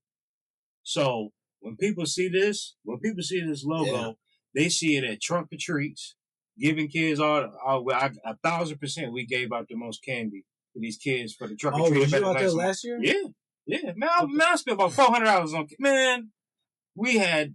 I'll be out there this year. We had it laid out. We did one. Yeah. We went to that one. I think that's the second year I've done that one. You did it with Henry Meyer?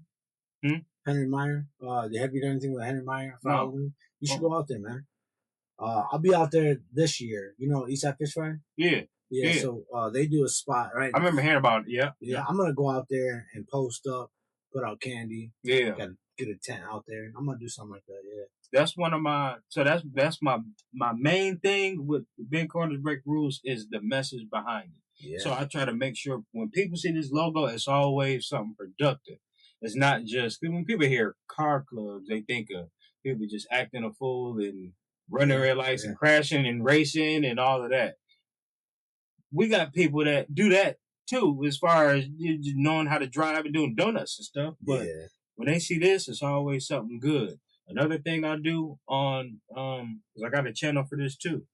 We teach kids about how to work on cars, get them off the street, because I feel like even if we just teaching two boys how to change brakes, that can only be 30 minutes to an hour. But you and I know what can happen in the streets. 30 minutes to an hour.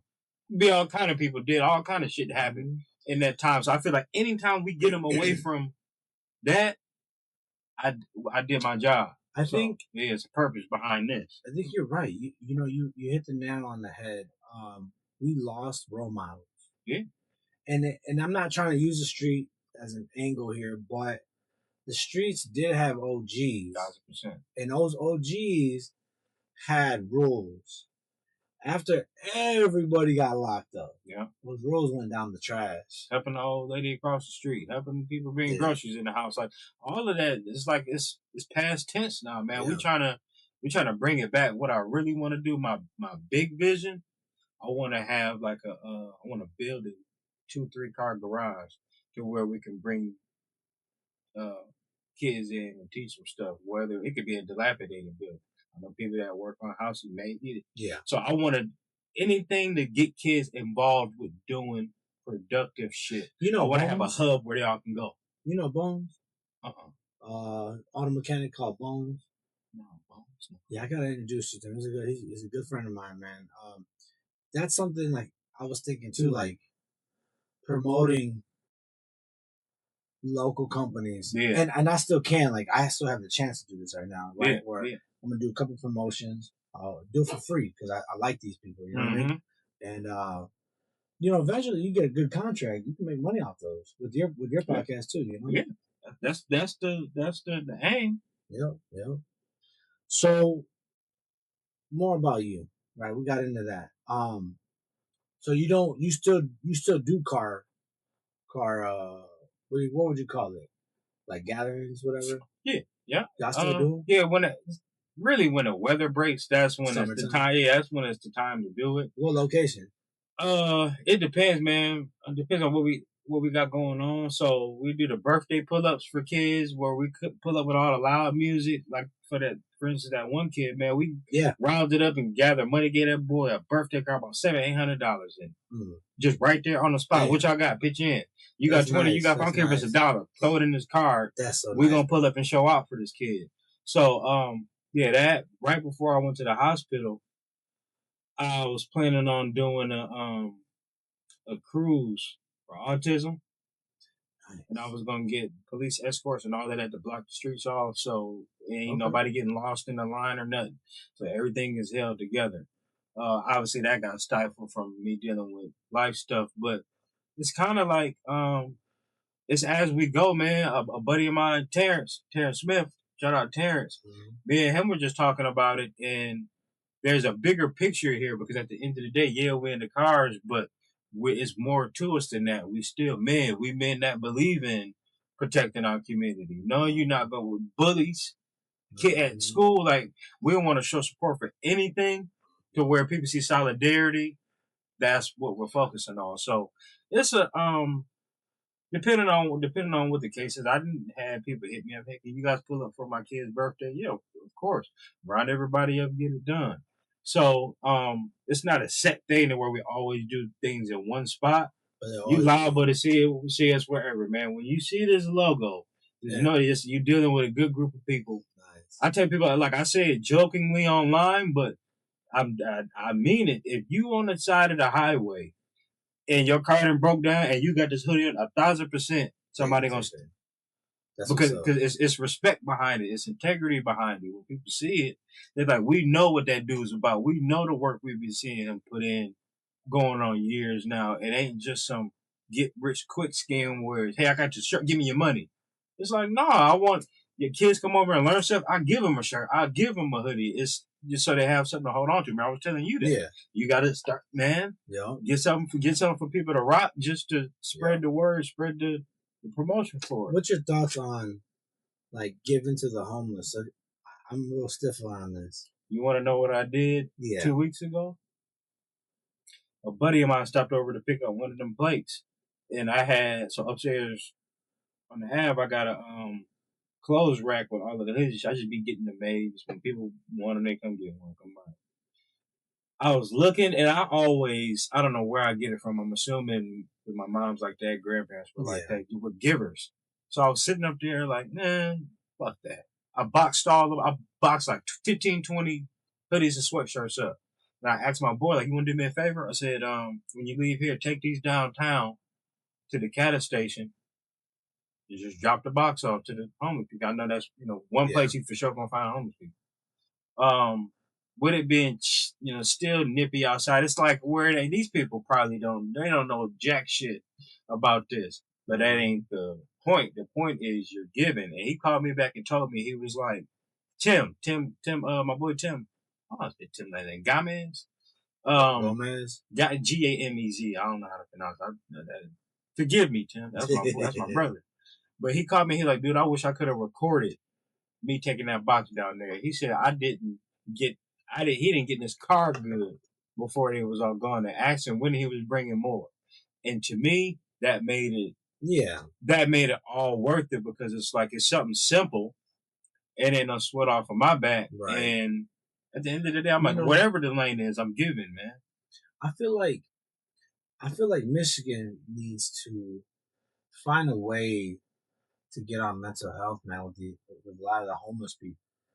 Because if you look at like the numbers of homeless people and their mental health, like why are they in the position that they're at now? Yeah. Now, regarding there's a few bubbles, there's a few people out there that's just sitting down making money because they know what they're doing, but like a lot of it is just because of mental health, and I've seen people with schizophrenia, and they're homeless. Yeah, you feel like they get swept under the rug. You find these problems are veterans. What are we doing for our veterans? That sounds crazy. You know what I mean? Crazy. That's nuts. Now, I'm a stiffler because they get food stamps. Right. And they get some benefits. I don't like that. I'm not saying that they shouldn't. Right. But I feel like, imagine when you have a family that's trying so damn hard, but they're not eligible to get help. Right. Right. And you're like, damn, I'm one of them. I'm not family, but I'm in that box somewhere. Is whatever I work for is what I get done. Exactly. And you're putting in, and some of these people that should be working and they could be doing this, but they don't, and they're just too comfortable. And drugs can do that to you. Get involved with some drugs, and you're like, fuck it, this is easier for me to do. I can sit around, make a couple $100 or $20, $30, $50, and I can go get whatever. They're getting enabled. Yeah, it's enabled. I have a hard time with that shit because I'm like, there is people that do need help. Yeah. But then there's a lot that get away with a lot of shit that makes it harder for them to be able to get help. Just muddy waters. Yeah. So I do, like when I do Thanksgiving, I give food out for Thanksgiving every year. I don't really talk about it much, but I go because normally when I do it, I had a hard time, man. I would find family. I'm looking for families that do have a job, but that just maybe wife or maybe a single mom. Let's use that. Single mom that's having a hard time. She's making ends meet, pay the rent, but no food. Those are people I'm looking for because I've been there. You know what I mean? Man. And that's tough. Everything comes full circle. My very first time, I remember the first time I actually gave back. It was Thanksgiving. It might have been like 4 years ago now. So I don't know if you know, but every Thanksgiving, Crystal Ray, right there on the north side, they give out the Thanksgiving dinner. And I volunteered to drive around and drop them off. And that was... so you do that every year? I do it every year, yeah. I give turkeys away. Turkeys ain't expensive, man. Crystal Ray's Catholic, right? Yes, Catholic. Yeah, Catholic. You never thought about getting with them and just making that bigger and having just to make less of a headache, I guess. Let me tell you why I don't do that. Huh. Because there's some family that are just embarrassed to go out there and open up. Sometimes I'll get people reaching out to me saying, "Hey, I know this person," right? And that's how I do it. I think once my business grows, I want to build a foundation for that. Yeah. Where I can have my own thing. And I'm like, listen, I want to make it $1 million, where we get $1 million worth of food out to this amount of people. Mm-hmm. It turns into a bigger thing and a bigger thing, and then we get the community of Lansing saying, okay, well now we got. There shouldn't be an issue with hunger on our fucking streets at all, man. And listen, man, it's tough. I've been there, and the reason why I do it is I was homeless. Okay,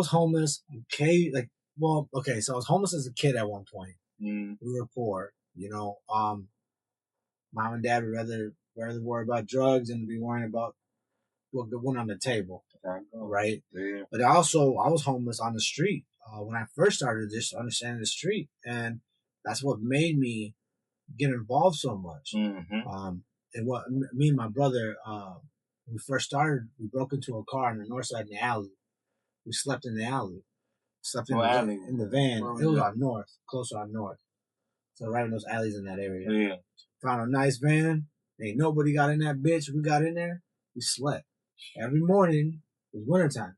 Every morning, woke up, go to Cristo Rey, get free bread, and drink water. And I figured I was just like on a plan. How am I going to do this? How am I going to do that? And once I figured out my plan, I got a phone, I got a front. One thing led to another. I was able to make enough money for a car. Mm-hmm. I was able to, get a job. From the ground up. Yeah, from the ground up. Yeah. Basically, one step led to another, man. Yeah. And Cristo Rey did help me, man. But man, I mean, I've been homeless. I've been there. And I'm a big believer in, like, listen, you can do it. Anybody can do it. You just got to believe in yourself. A lot of people don't believe in themselves. So that's why I always go back to mental health. Yeah. Do you feel like with the mental health, you struggle with, obviously, PTSD. Yeah, that's part of it. But do you struggle with it as much? Yes, every day. Every day. I don't think people see that. You hide it, or you got a set time, like, when I'm home or when I'm working out, that's when I release. Like, how do you? Okay, so I'll give you an example. I think everybody probably wondered why I'm bald. I told you this before. Yeah. I have alopecia. I used to never have this issue with my hair spots missing. Yeah. Right, but I have so much anxiety sometimes that I don't even know it. Like I've learned to cope with what I deal with on a day-to-day basis. I take tons of stress in, and I just deal with it. Like straight up, like I just deal with it. But my body is totally different. My mindset is different than my body. My body says, "Hey, I'm tired. I'm done." Yeah. And so I start having these issues with my hairs, right? Or I have night terrors, memories, things happening, right? Getting shot at, watching my sister die, like all this kind of shit. Still, my brain doesn't forget. So it's like it pokes at me at night. And sometimes I'll have these little moments where I can't sleep. I'm sweating, I'm twitching. My body might act a little different because I'm stressing. My body's remembering a lot of shit. So sometimes my wife has to wake me up like, "Hey, man, what's going on?" Or I sleepwalk. When I'm under tons of amount of stress, my body starts to do sleepwalking. You got real stress. Yeah, well, that's just from old shit. Yeah. Old crazy shit that we went through. Residual stress. This is what I say, man. Does it control me? No. The reason why is because I love life so much. I love life unconditionally. Mm-hmm. I'm so happy about what I went through. I'm so blessed. I love my mom and dad, my biological mom and dad. Yeah. I forgive them. I'm gonna be honest. If I didn't have the knowledge that I know now, I wouldn't be able to do what I'm doing now. Yeah. I wouldn't be able to have this conversation with you about PTSD or any stress, whatever, I don't know. I feel like you would. It'd just come from it'd be from something else, right? Yeah. But like, it's just a different thing. Like, the energy's different. The vibe is different. The way I feel, the way I see things, and I understand it comes from a different place for me, So I don't know. I'm blessed in that way. But I still deal with it. That's why I took my year off. Yeah. Took a whole year off. Get your mind right. I had to get my mind right. Yeah. I had too much going on, and I'm like, I run 100 units by myself. This whole property, Yeah. I run it by myself. I don't got a team. Sometimes that falls on me, and then I'm trying to do this, I'm trying to do that, and so like damn. Is it always something, or is it like you got okay? Well, I got a few days where man. every day. Something. When you work by yourself and you're a one man show, Yeah, you get calls every day. You get emergencies every day. ACs go out every day. Yeah. Heaters go out every day. Someone fucking clogged that toilet up. Yeah. And then they don't know how to use a damn plunger, bro. Ain't that a motherfucking? What do I do with this thing? Put that bitch in the toilet and shake it. Put the stick in there like you got it backwards. Man, you got me fucked up right now. But other than that, listen, man. You know that one thing they had on that one African they had up on TV, give me pain, or what did he say? He says, give me problems. I want pain or some shit like that. You ever see that? Like I've never seen it. There's this thing that he says. It's funny as shit. It's like more they use it as like it went like a reel, like a reel. Yeah, it went viral. Yeah. And listen, man, bring it on. There's nothing I don't enjoy more than to prove somebody wrong. There's nothing. I love it, dude. Like this is hard. What we just went through was very difficult sometimes. Bring it on. I love that shit. Life sometimes can be trickery, right? Pay bills, you pay this, car breaks down, you got this person's, this is what I was built for, to be resilient, to learn from it. And so like my mentor, he's a multimillionaire. And then when you talk to them, you're like, well, how do you deal with all these problems, right? The richer you get, the more the problems. He says to me, well, if you don't learn how to solve problems, you will always be broke. You'll always find problems. You'll always find yourself in an issue that you can't solve. So the first thing is learn how to solve problems. Just learn. Anything that happens in your life has to be solved. Once you sit on it and you say, man, fuck it, I give up. Now you turn it into depression. What for? Didn't have to be. Find that problem, make a solution. Our conversation right now, imagine the table in front of us. And we're talking about specific problems personally. Right? Now, imagine that being like a sword, a shield, a wand, a rock, a stick. This is just a metaphor, right? Everything that we're saying, we're throwing on the table. Now that we have our problems out there, how are you going to use them to chisel your future, to direct your future? Yeah. Because you have those Otherwise, issues. they're just sitting there. Yeah, there. Yeah, that's fire. Yeah. Really, there's no excuses for you not to grow. You just don't want to, and you're not ready to grow yet. But when you're ready to grow and you have that fire in you, then listen, grab your shit, all the stuff that you're going through, and push it forward and start putting it in perspective. Start little goals, write it on paper. When I first met my wife, I had an issue with being too blunt. When people act stupid around me, or they might say some foolish shit like I don't like, I'll say to them, and I'll be really harsh about it, and I'll scare them, like I'm gonna hurt you. You know what I mean? I'm gonna hurt you. But that's how I used to, because I just didn't care, and you don't know other people like that, And so you can't be like that with your woman. You can't be that. You gotta have some decorum. You need to lighten up a little bit. And I remember I wrote on a piece of paper 100 things that I need to do to change, 100 things that I see that I have problems with. For 1 year straight, every day I read, and I would tell myself, this is what you got to do, this is what you got to do. I did this called programming. And I knew that if I didn't change, this relationship is not going to last. It's not going to last. Yeah. And so, and that's vice versa, her and I, after right now we're 12 years. Congratulations. Yeah. So listen, man, if you have a lot of problems happening to you in your life right now, that is your win. That is your blessing. You just got to learn from it. Because now, there's a lot of people that don't know how to handle that kind of stuff. Right. You just got to learn how to get around it and make it into something. That could be your fuel. That could be your motivation. That can be why you know so much. How are you so smart? How like these are things that are given to you. I feel like, they're learning lessons, and you got to just roll with these motherfuckers, I feel like I'm what you're explaining right now is where I'm at, because I've spent so much time not necessarily mad, but more confused. Mm-hmm. Asking God, like, what did I do? Where did I go wrong for me to go through this? Yeah. You know what I'm saying? There's been times where I would leave my parents' house and I'd have to pull over like around the corner, and I just have to sit there and I'd break down right there in the car because I don't get it. It's like I've always been a giver. I've always you're not gonna find one person to say, man, that's a shame. Fuck. Yeah. No, but I'm one of them dudes that's always on the up and up. I get that from my upbringing, from my dad, just being a stand-up individual, all layers of life. So it really it threw me off. I'm like, what did I do to be going through all of this? And I got the answer in a roundabout way. Yeah. When I started posting me getting in shape and losing the weight and eating better, because a lot of people only show you the end. Like, look, hey, I done lost 40 pounds, and people would be wondering, I'll show you the struggle.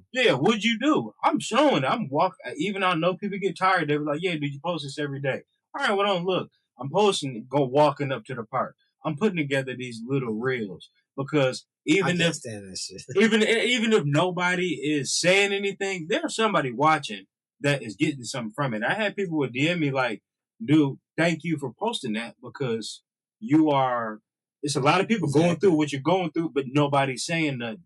But whether they be embarrassed or anything, you putting it all out there, and people respect it. They respect when they see your process and they see where you take it and where you at with it.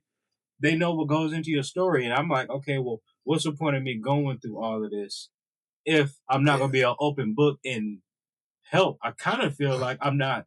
That's when I'm gonna get 100% better when I reach that point of okay, I've accepted it, I worked my way through it. Here we are, and I'm 1,000% an even better person from here till I die. So that's where my head is with it now. You ever hear that thing where people say, "Be careful what you pray for, because you might just get what you ask." And so when you ask God, put the right things in front of me to learn, to be the best me, to be the best man, to be the best, whatever. Yeah. Struggles come, life gets tough. Listen, again, and this always goes by experience. We do the best at helping people because we have tons of experience, and I couldn't be able to. That's what I was saying. Like, if I didn't go through what I went through, like, I could talk to women, I could talk to kids. I went to foster care as well. Yeah. So like all these things do hit me very personal. Yeah. And I see the triggers in people. I've talked to inmates. I've talked to tons of different inmates, man, and I see the triggers in them when we have certain conversations. And I'm like, I understand where you're coming from. Or even though so it's like psychologically they would say, no problem is different than one problem. They're all the same. Everybody just handles the problem differently. Like you could see a kid that never went through something and just disappear himself because he had his phone took away. Yeah. Right? It's just like how are you handling your own psychological mindset and what you're doing in life. But man, it's a beautiful thing when you're able to just grasp it all. So like that learning lesson for you and the things that you're gaining from that, and you're gonna be the best you possible. I don't know if you did it intentionally. You didn't look. He turned into a damn therapist. Probably. You know what? That's a good natural. I mean, he naturally is. Let's get hip with this though. Are you hip with what's going on the internet? So okay, Vlad TV, right? Right. Aries Spears. Right. Boozy. Yeah. You heard about everything that's going on? With the money and the day. Yeah. What's your thoughts with? Let's just start off with Boosie's situation because you heard the whole story, right? Yeah. So Boosie, because this is something me and you're gonna have to deal with eventually. Now we don't have to, but it's gonna come across our table. It's gonna come across our table, and we're gonna have to eventually find a place where people want to promote their business, and our value is what we make off their reels, what we make off their videos, and so we accordingly play by that, right? So Boozy gets mad because Boozy was getting paid 25 grand, which, man, I'm gonna be honest, like that's a lot of money. It's a lot of fucking money. But Vlad paid it. Vlad was generous about it. Now there's some things I don't like about Vlad, but he paid it. Yeah. And I think most of his regular podcasts, interviews, he was getting paid 10 or 15 grand. So Boosie Boosie was goes. a little more entertaining, a little more Well, he's colorful. more of a Yeah. star, Yeah. right? So the bigger the star, the bigger the pay, Yeah. right? Or you could say, let's say I put you on this interview, and I say I pay you $500. You go viral. Well, part two, you get paid more. Why? Because It makes sense. people want to talk Yeah. to you, they want to see you, and so you deserve more money. Yeah. As long as it fits in the bracket, because you got to make money too. Anyways, so what's your thoughts with that situation with losing? It's I don't think it should be set one thing. Like I feel like Boosie was being greedy, and he'll probably walk that back and be like, okay, well, yeah, I was tripping. I might have started smelling myself a little too much. I'll take the 25. And then by then, who knows? I mean, Vlad got so much going on. It's other. I couldn't tell you last time I actually sat down and watched Boosie. It'd be other people on there. I watched like Neckbone, nigga from Death Row Records. Yeah. It'd be other people I'd be watching. I don't give a damn about Boosie shit. I don't give a damn about Aries Spears shit. He's not funny to me. I like Boosie. Listen to his music. Yeah. He's funny talking. Instagram lives and all of that. But for you to, it's almost like he was counting Vlad pockets, and then Vlad had to put it. Now you didn't force this man to put his business out there. Exactly. Like, hey man, I'm only getting 30. Ain't that what he said? He's out there. 30. He wanted 30. Boosie wanted 30. So Vlad was only getting. I can't remember what 30, he was getting. whatever it was, it wasn't much of a margin to. Yeah, he wasn't breaking even for him. Like, how are you supposed to make your business grow? If Boosie was smart, he'd walk that back. Because at the end of the day, it's the internet. Like, dude, you ain't got no beef with this man. You wanted more money. He can't do it. All right, boom. That should have really been the end of it, if you ask me. All right, well, I mean, you can taper it off somewhere, whether it's less content. Okay, well, if you pay me this, I'm not gonna give you as much. We can't do as long videos. Something like that is how you offset him not being able to pay you what you want. You still, because you still gonna get your money. Like I said, that's 25. Man, I'll talk for 48 hours right now for dude. You know the position is like that's greed. That's the definition of greed. It's like you got no idea how good you got it. Your music ain't. And if we're being honest, your music ain't hitting no more. Not no more. All you got is this content game, these Vlad TV. That's really all you got as far as generating. You ain't doing shows that we see like that. Mm-hmm. So this is damn near your bread and butter. You need to be holding on to this. Well, see, I think people need to respect podcasts, man, because right now, as of now, there's other people doing podcasts and I don't know them, but right now you got Crackalack, who has a studio, who's killing the game. You got me, you got you, and there has to be somebody else. I remember hearing. There's a few in startups. My boy, 17 Winters, he did some time in the joint. He's a real stand-up dude. Got out, changed his life, got on the right track. Actually, I'm gonna connect you with him, man. He got a nice. He's serious about what he got going on. He been doing it for a while. Bring him through. Yeah, I talked to him.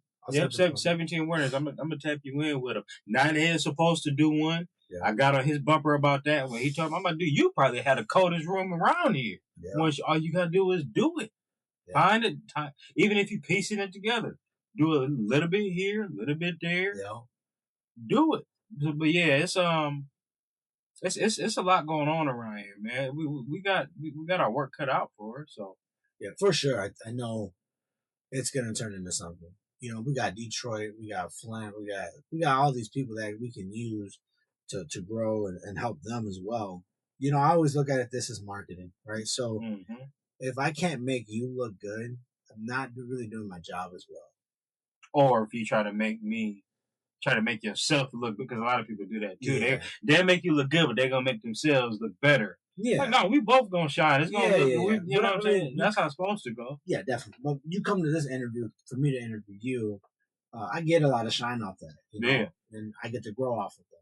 I'll tell you right now. Right now, I'm at my low. I just got back to running. So right now, I'm at my low, 600, 700 people. Mm-hmm. I was already past that before. I deleted it and restarted it all over. Yeah. Don't even ask me why. I just some bipolar shit. I'll do this again. Get me by this summertime.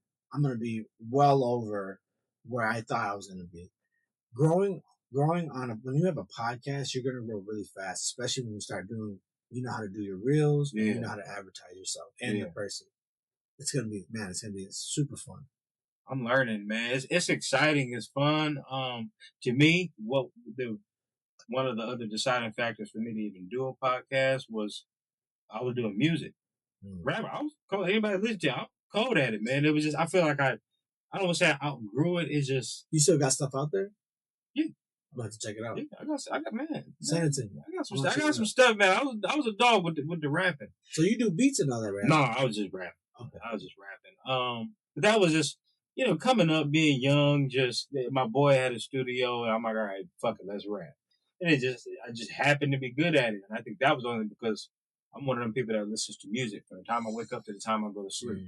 Everything from West Coast G-Funk to Michael Franks, dude. I listen to music all day long.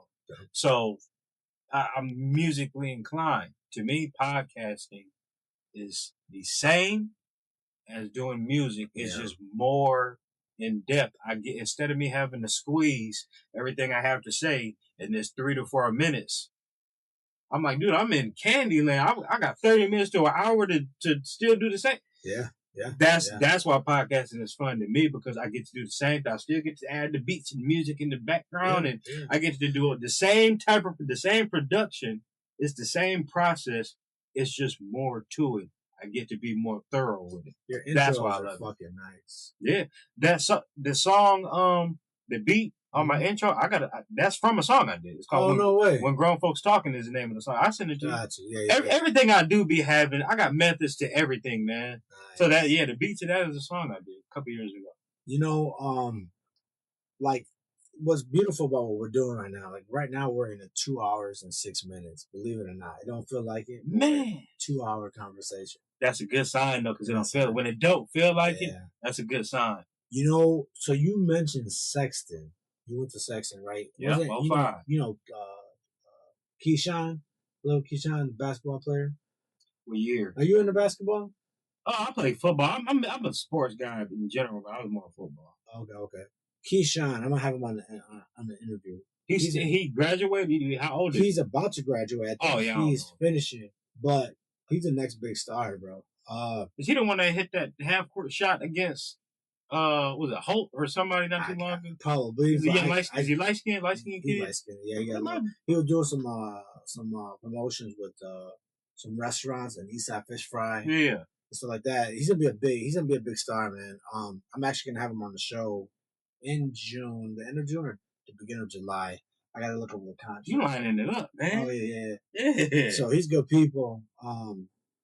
But yeah, I figured to ask you that because put two and two together, you know what I mean? Sexton got it's a lot of pride behind us. That is a thing. It's like when we see each, I mean, just like any group of people, there's a respect there. Yeah. Just because you mentioned that, I'm gonna watch it just off the muscle of that. Yeah. So that means something, man. Your affiliations and who you associate with, man, it goes a long way. Give me a second. Let me see if I can find. We'll pull it up at the end. And then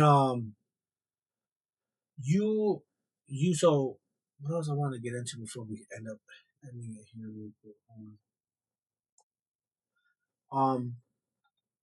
There was some things I want to get out. If there was, we did talk about mental health and what, you know, we started off with just motivation with just getting into the podcast and growing. Yeah. But like for the people that are dealing with hard times, just in life in general, that want to give up, would you be able to give them something good information to help them just get through it? What I wish somebody would have told me, my hardest time, don't bottle stuff up. You will implode. You will. There's a more often than not, it's gonna eat you. It's gonna eat you up inside. One thing my mom told me, that because as men we grow up and we feel like crying is a sign of weakness. Yeah. My mom told me crying is a part of healing. She said, long as when you're done crying, you get up and do what you got to do. Exactly. You get to it. You figure it out. She said, when you cry, you just sit there and you don't want to fix anything. Yeah. You don't want to turn that pain into anything. that's when it's doing more damage. But she said if you gotta let a few tears, because it's people that'll be crying while they beating your ass. Yeah. Like it's because they fighting through stuff. So anybody that's going through it, learn how to be still. That was another thing I had to get a hold of, because when you try to, that was one thing I was doing. I was leaving the house and just spending all day outside, just doing whatever, just running from my own mind, basically, because you feel like if you just stay occupied and busy, that your issues or whatever's bothering you will go away. Well, sometimes you need to be still and process it mentally, not have any distractions, not be around people. It's okay to isolate. I'm good at isolating. There's times where I don't want to answer my phone. Yeah. Don't pull up on me. Let me be, and I'll be fine. That's just how I process stuff. So learn how to be still, because that's when your brain is gonna. That's when you're gonna fight through whatever you're getting through. Going out drinking, going out getting high. You're not fighting through nothing. You ain't doing nothing but postponing it. You're not doing nothing but delaying it. Because once the alcohol wear off, once the weed wear off, once the pills, the coke, whatever you doing, once it wears off, that issue is still there. So stop running from it. I know it's easier said than done. 1,000% I know it's easier said than done. I'm talking to somebody that been at the bottom of the barrel, feeling like I don't even want it. It was times where I said it to myself, I really don't care if I wake up tomorrow. And this is recently with all this going on. It was that stressful. It was that confusing. It was that frustrating to where I was over it. Like, man, this can be it. I'm cool. I've been there, and to get out of that, and to be sitting here with you, I can confidently say, though those aren't thoughts or feelings I have anymore, because I had to fight through it. How to fight through it? Being still. Let my brain do the work instead of me trying to outrun my brain. That's beautiful, man. You know, I had to learn the same thing, because I'm a multitasker, so I'll do 10 things at one time. Yeah, I'm doing this, I'm doing that. And then you get lost in the sauce, and by the time you get home, you're like, I haven't even done nothing for myself or spent. It's gonna hit you. There's no way around it. It's like dealing with death almost. It's like you can try to avoid it, but it's gonna hit you. There is no way around it. You're a human. You're not a robot. You're supposed to hurt. You're supposed to feel pain. You're supposed to be. All of that is gonna come, man. This is the reason why relationships don't make it. Because both individuals are doing so much at one time, and then when they finally make it home, they got kids and shit. Yeah, we ain't got nothing left for each other. Exactly. And so they're not really trying to open it up, and they're like, damn, really haven't had time to spend time with each other. For me, I think about that all the time. I mean, listen, I probably go to that almost every day. Yeah. Every day. But I'm a homebody guy type of guy. I'm cooking now. I got a sauna, a hot tub right there. Yeah. I got a damn fucking got all you need right here. I got everything, man. So when I get home, I'll open the grill, I'll pop some food in. If I want to smoke some food, I'll smoke some food. If I want to get a hot tub, if I want to work out, I find ways to stimulate. You got your castle, man. This is as grown men. I wish more men were thought like that. It's like, dude, get home right instead of living off it, couch surfing and all of that. Dude, get your foundation right, and you notice how much better life feels. I know when you clean up everything around you. Yeah, I know big writers right now that wish they could just sit down, but they so consumed with what they're doing. Yeah. That they don't know. They feel lost if they just stop, because they're too much into the motion right now. So I'm talking code a little bit, but they're in the motion. Yeah. So like they just feel like they can't stop, and they want to live the life I'm living right now. At my job, they preach work-life balance to us, and they teach the importance of when you work, and you just always doing something. You only hold up for so long before it starts to it's like blowback from it. That's why they encourage us, take those days off, take that time off, to a point to where it's inconveniencing and you're not doing your damn job. No, but a day off here, a day off there, dude, your mental needs that. You run yourself into the ground when you up and at them 24/7. You gotta have the gym. You gotta have a hot take. You gotta have something that dude. makes you smile, that makes you feel at peace, that settles you. Yeah. Otherwise, you see it, you could just gonna turn into a monster, and other people will see it, and Yeah. then you ain't worth shit to nobody because now you didn't burn yourself out. You know, it's funny you say that because I was thinking about it. My childhood was taken from me, not like in that way. My innocence was taken was taken away from me because in the fact that I had to grow up quick. Yeah. Right. Like, how do I get food? When I was a kid, man, I used to get in the Granger. We used to eat food in the Granger. We had no food. We'd go in the Granger, grab whatever the neighbors threw in there, we'd eat it. Dog food, whatever I can get my hands on. When I was a kid, Real life. I did like I had to do what I had to do. And I remember, like, my mindset was I grew up really fast, and I just felt like I wasn't able to be a kid. Yeah. I'm a grown ass man. I'm almost 40 years old right now, you know. And I think about it now. I feel like I'm more of a kid now because I'm able to do everything that I've always wanted to do. You know, I got this podcast. I'm over here learning about this shit. I got the You're a kid in the candy shop. You take care of your business. Yeah. Exactly. Yeah. And I'm just living it up, man. I know the number one thing, the number one curse for everybody before death is not being able to do what they've always wanted to do. Mm. So if that's not gonna be me, that's a hard hitter right there. I'm gonna do whatever I want to do, and I'm not gonna ever stop. Ever. That's a gem. I don't know if people caught that like I caught it, but you with me, you just put me in a mind frame of fast forward and all the way to that moment. Yeah. I don't want to be that person. Oh man. Because yesterday I was thinking about that. Like, we get so busy with running around at work and people that got kids, family, wives. All of that is unfortunately I see it a lot. Most with men just sacrifice everything that makes them happy and everything that they need for them for the sake of, okay, well, the wife's cool, the kids are cool. And I get I'm like asking dudes that, like, what's for you? The answer is always it's about them. Right. You're saying by me having all the pressure on me, and what do you mean? Give me details. So say if you weren't doing the podcast, if you didn't have the gym, whatever you do to release, and your life was only about your wife and the kids, and what them, obviously they're the priority, but where people get it mixed up, they think that priority means only. Yeah, no. And that's the problem. It's like, no, yeah, y'all come first. I'll lay down and die for y'all. Yeah. I've been there. I know how all that goes. Y'all are priority, but it's shit I like to do too. Men are scared to say that because we don't want to argue.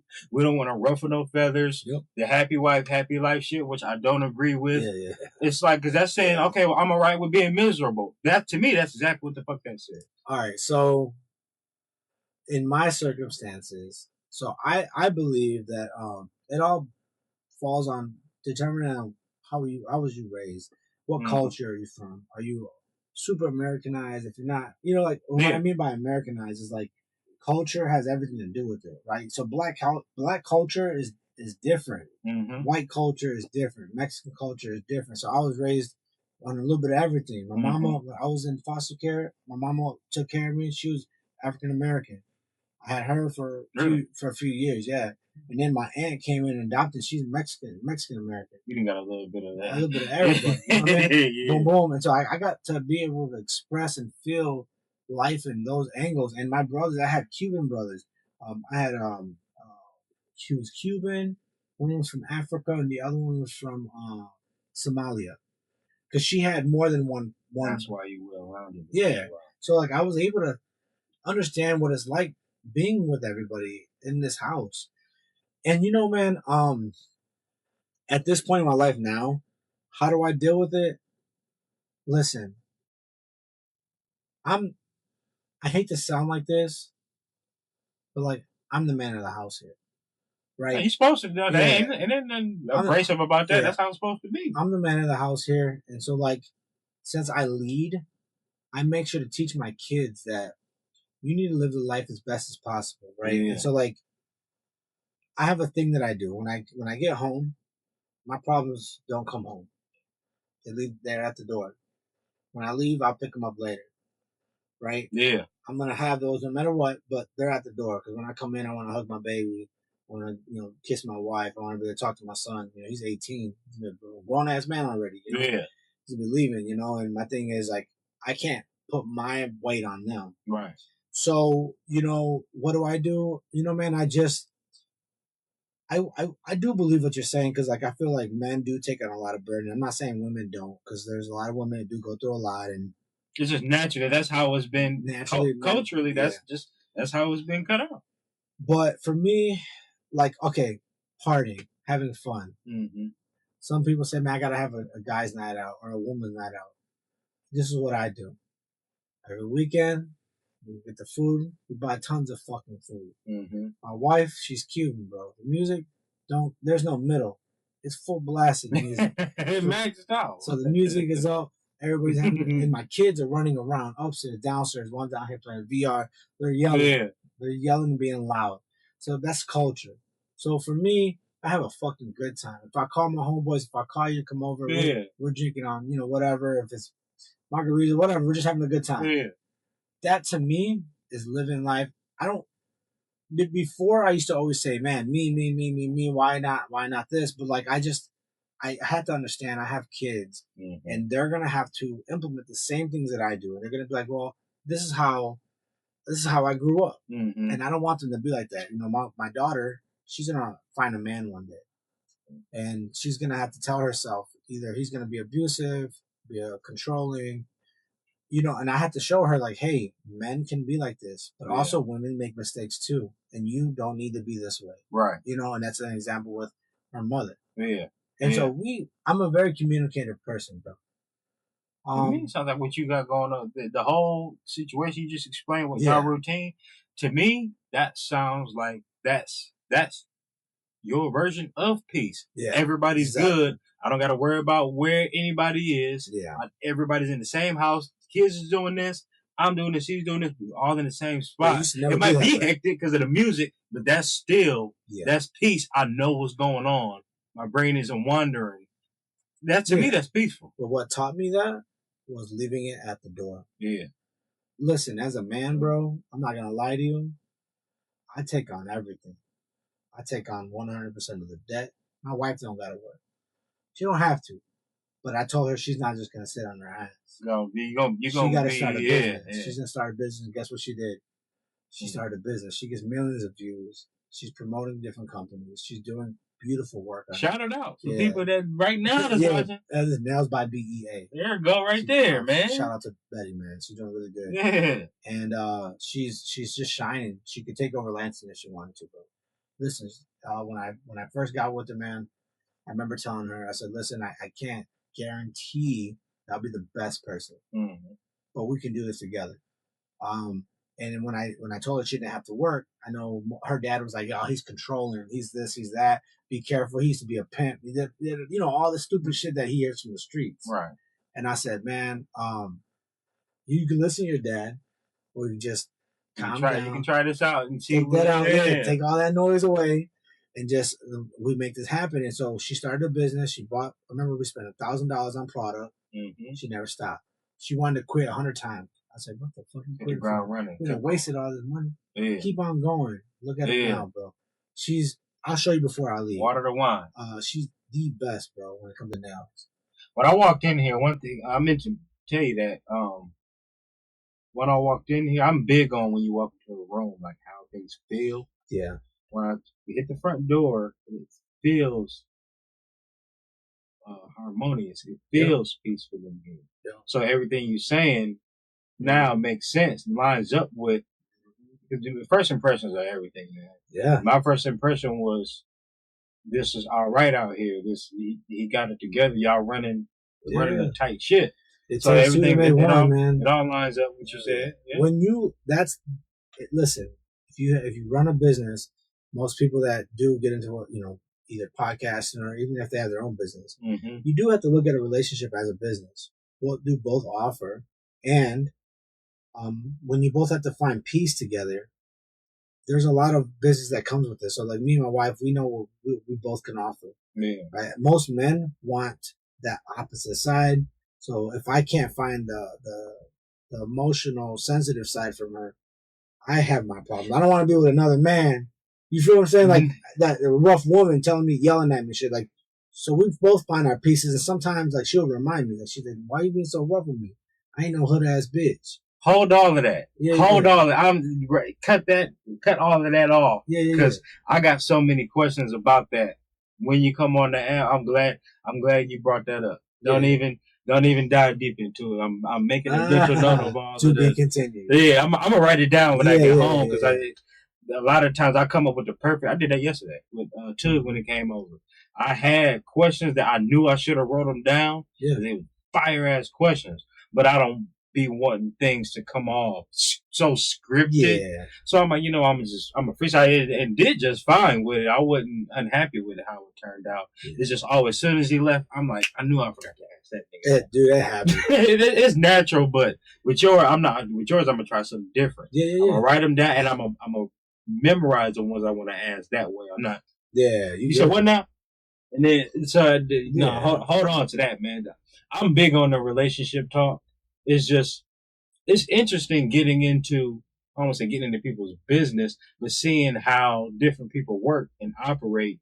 Hearing somebody say with their chest, I'm the man of the house. I couldn't tell you the last time I've heard somebody say that. It's always the opposite of men. I don't want to say bowing down because that's disrespectful. Submitting, yeah.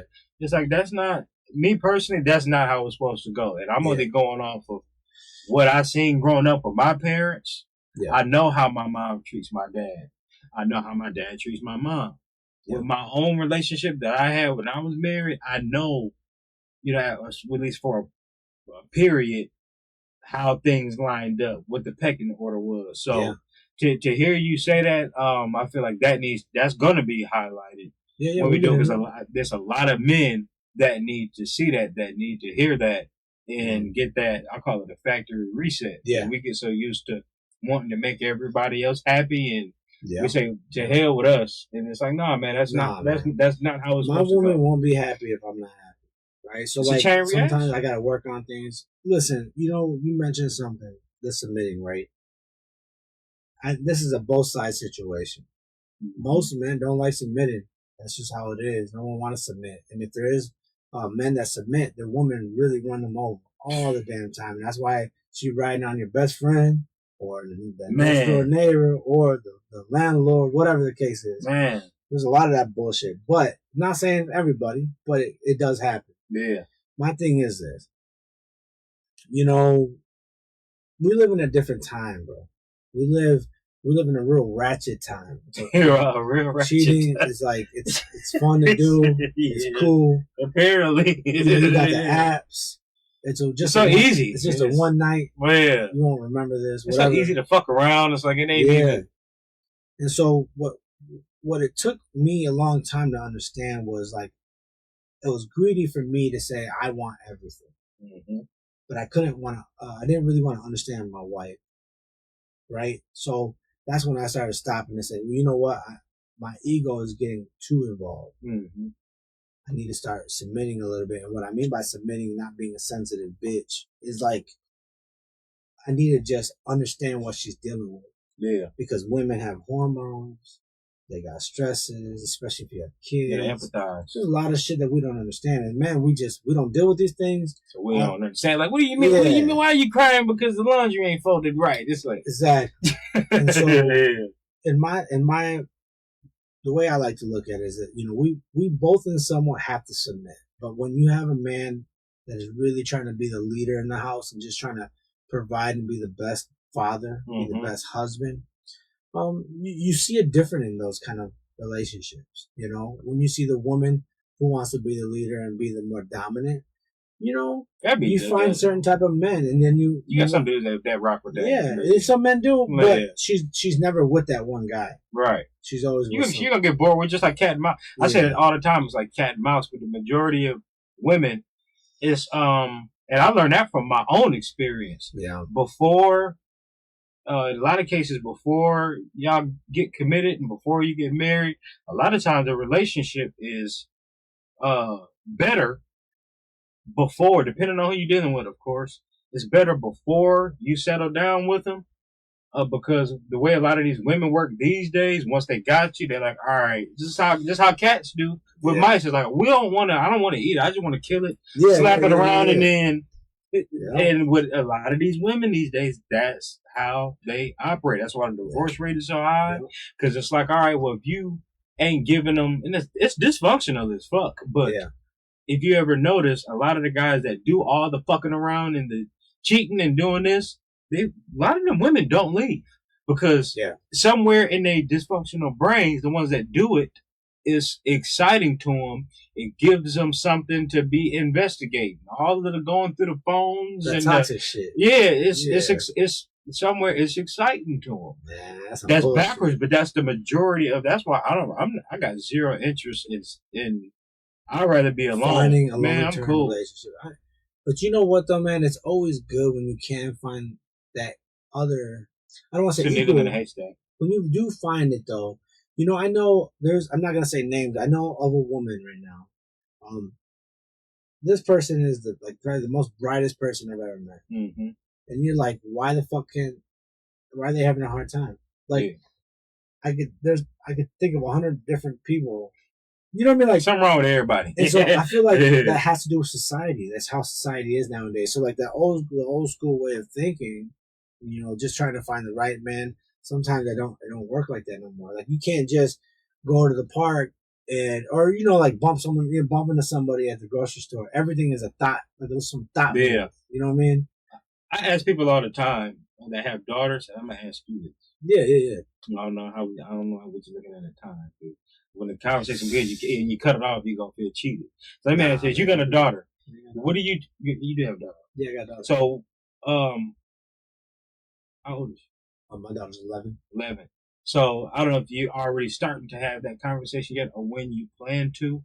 What guidance do you give your daughter about dating in this day and time? Because I feel like a lot of parents in general, they set their daughters up for failure by making them think that they're the only woman out there in the world, that whatever boy gets them is supposed to just worship the ground they walk on. It's like, no, of course you want a decent man, but what comes with finding a decent man, there are going to be other women around. Not saying that you have to deal with him and the other women, but when you meet him, that he's not just laying under a rock somewhere.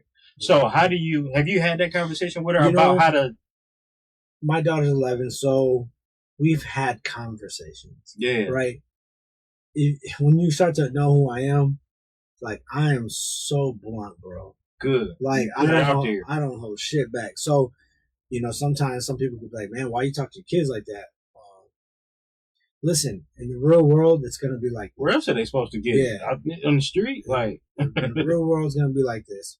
And for the baby girl, for my baby girl particularly, I already know how it is, bro. I used to throw parties. I used to have a good time. And women come flocking. You see a little money. You know, we got some good times. They're going to be there. I mean, not having women around, if you're doing something wrong. Yeah. You know what I mean? So they're going to be there. I always let her know, man. I just tell her up front, you know, this is what it's going to be like. You know, I see these little players out there trying to get with my daughter already. Right. And I always remind her, I said, remember, be careful. It's going to happen. You know? Man, I'm so glad you said that. Cause I'm up front, bro. I don't want to hold back. Yeah. Keeping it thorough with reality, man. And we are in a time where people don't hold back on, like, sexualism. Yeah. Right? Like, kids right now, I mean, kids back then talked about sex and shit, but like, you know, or even like these, you got pedophile, well, I don't want to know if I can say it on here, but like PDF files. Yeah, PDF files. Bro, I don't get into none of those lingos. Yeah. But like, you got all that, and you got like bad people out there. And I would tell my daughter, listen, I'm going to be honest with you. I'm sorry, but they're in every corner. I showed her the app. Mm-hmm. You know, the app. Yeah. They show all the red dots. Yeah. Right now. Right around the corner. Right around the corner. There's one right around the corner over there. And I said, listen, just got to be cautious. You got to be careful. Yeah. You know, what you do. And women have it the worst. And, you know, when I had my daughter, I didn't realize how hard women have it until I had a daughter. And I said, fuck. Because men, it's nonstop. You know what? I never thought about it. Yeah, like men are just we kind of move through. We move through the day, and they don't get to move through the day so simple. But women, I mean, I could tell you at parties, people dropping stuff in their drinks. Right.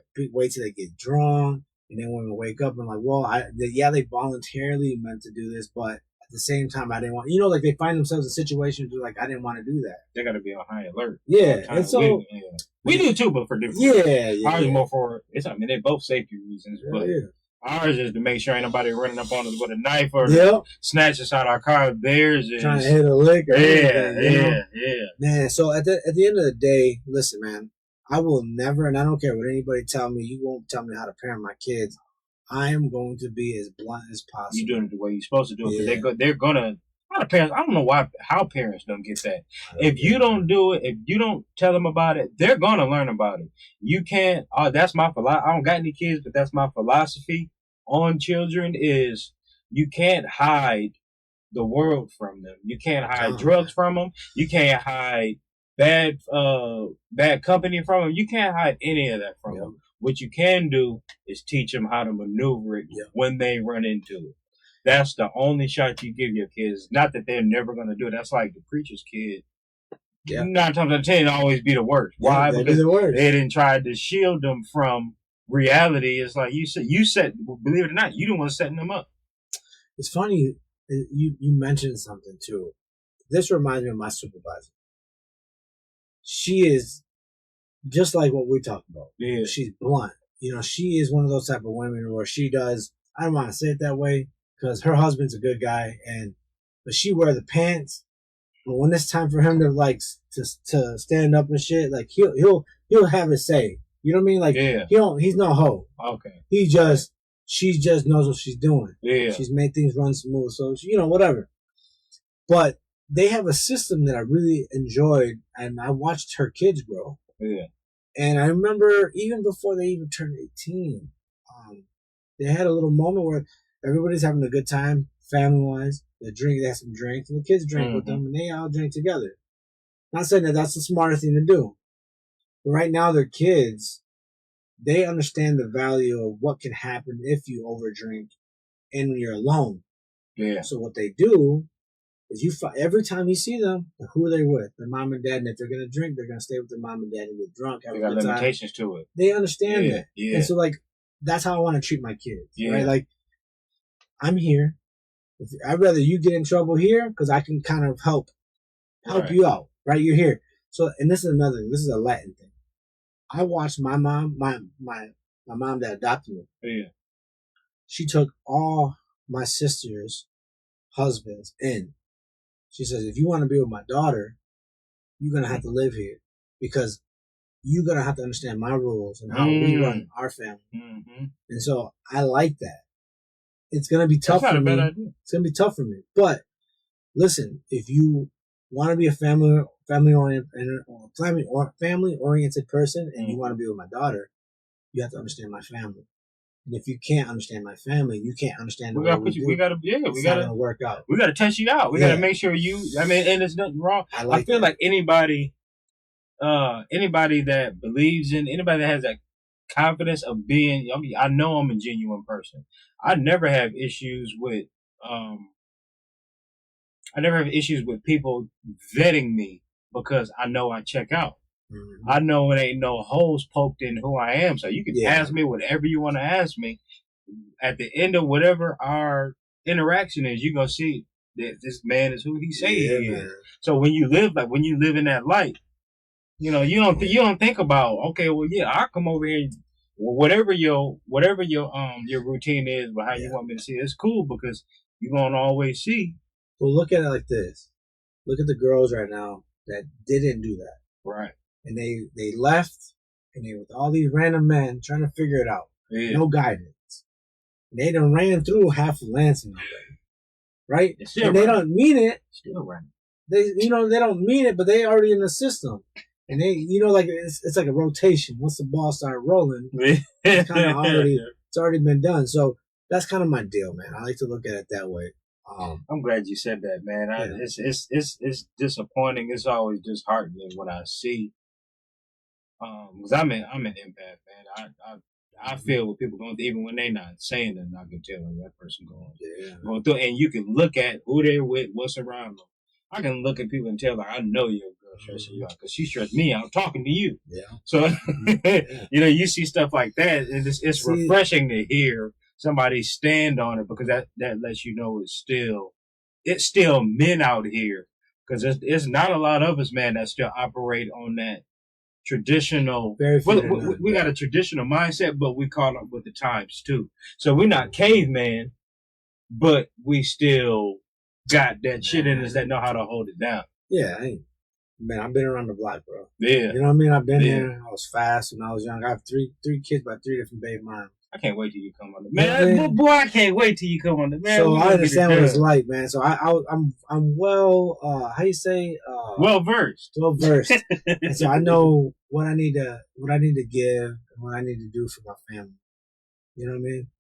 So listen, everybody, we are 2 hours and 40 minutes in. I had to say this has been one of the best conversations I've had, bro. Really? I really appreciate it. Yeah, 2 hours and 40 minutes. I don't go more than an hour. You probably look like, man, damn it. Yeah. You got the Vlad, speaking of Vlad TV, you had the Vlad TV that. You know how people's attention span is. But I mean, that's a new, with you coming back after that year. Yeah, dude. That's a good way to kick it off. I mean. Yep. Hey, and this is not going to be the last. I promise. No, I don't know that, man. Before we do come to an ending, I would like to, you have social media? Yeah. Different platforms you on? Facebook's obviously Mundo England. Well, for people that see on YouTube, they would know that. Mundo England, MUNDO England. Instagram, I don't really get on Instagram that much, but it's 517_Ray. And your YouTube. For the cars, you want to see some kids getting their hands dirty and fixing brakes and cleaning cars and all that, the channel is Bean Corners Break Rules. And for the podcast, it's the Have. And it's, what is it? It's getting old. I don't know if it's the Have. I don't know if I got the hashtag. And it's at the Have.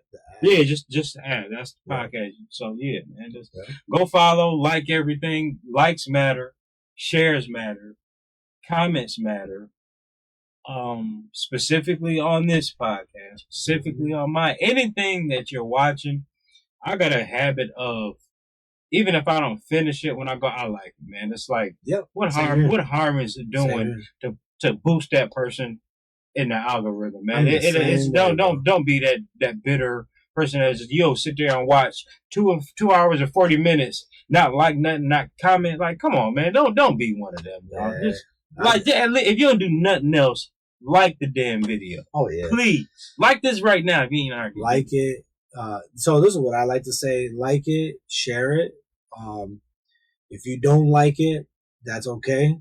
If you didn't like it, let me know why. If you ain't like it, comment. Yeah. Let us know. Let me know why. We take all that. Exactly. And I also, in the future, I do want to talk about Lansing and what's going on in Lansing. I'll do those videos solo. Yeah. But right now, I'm getting back into the rhythm. I had one of the best guests of the year.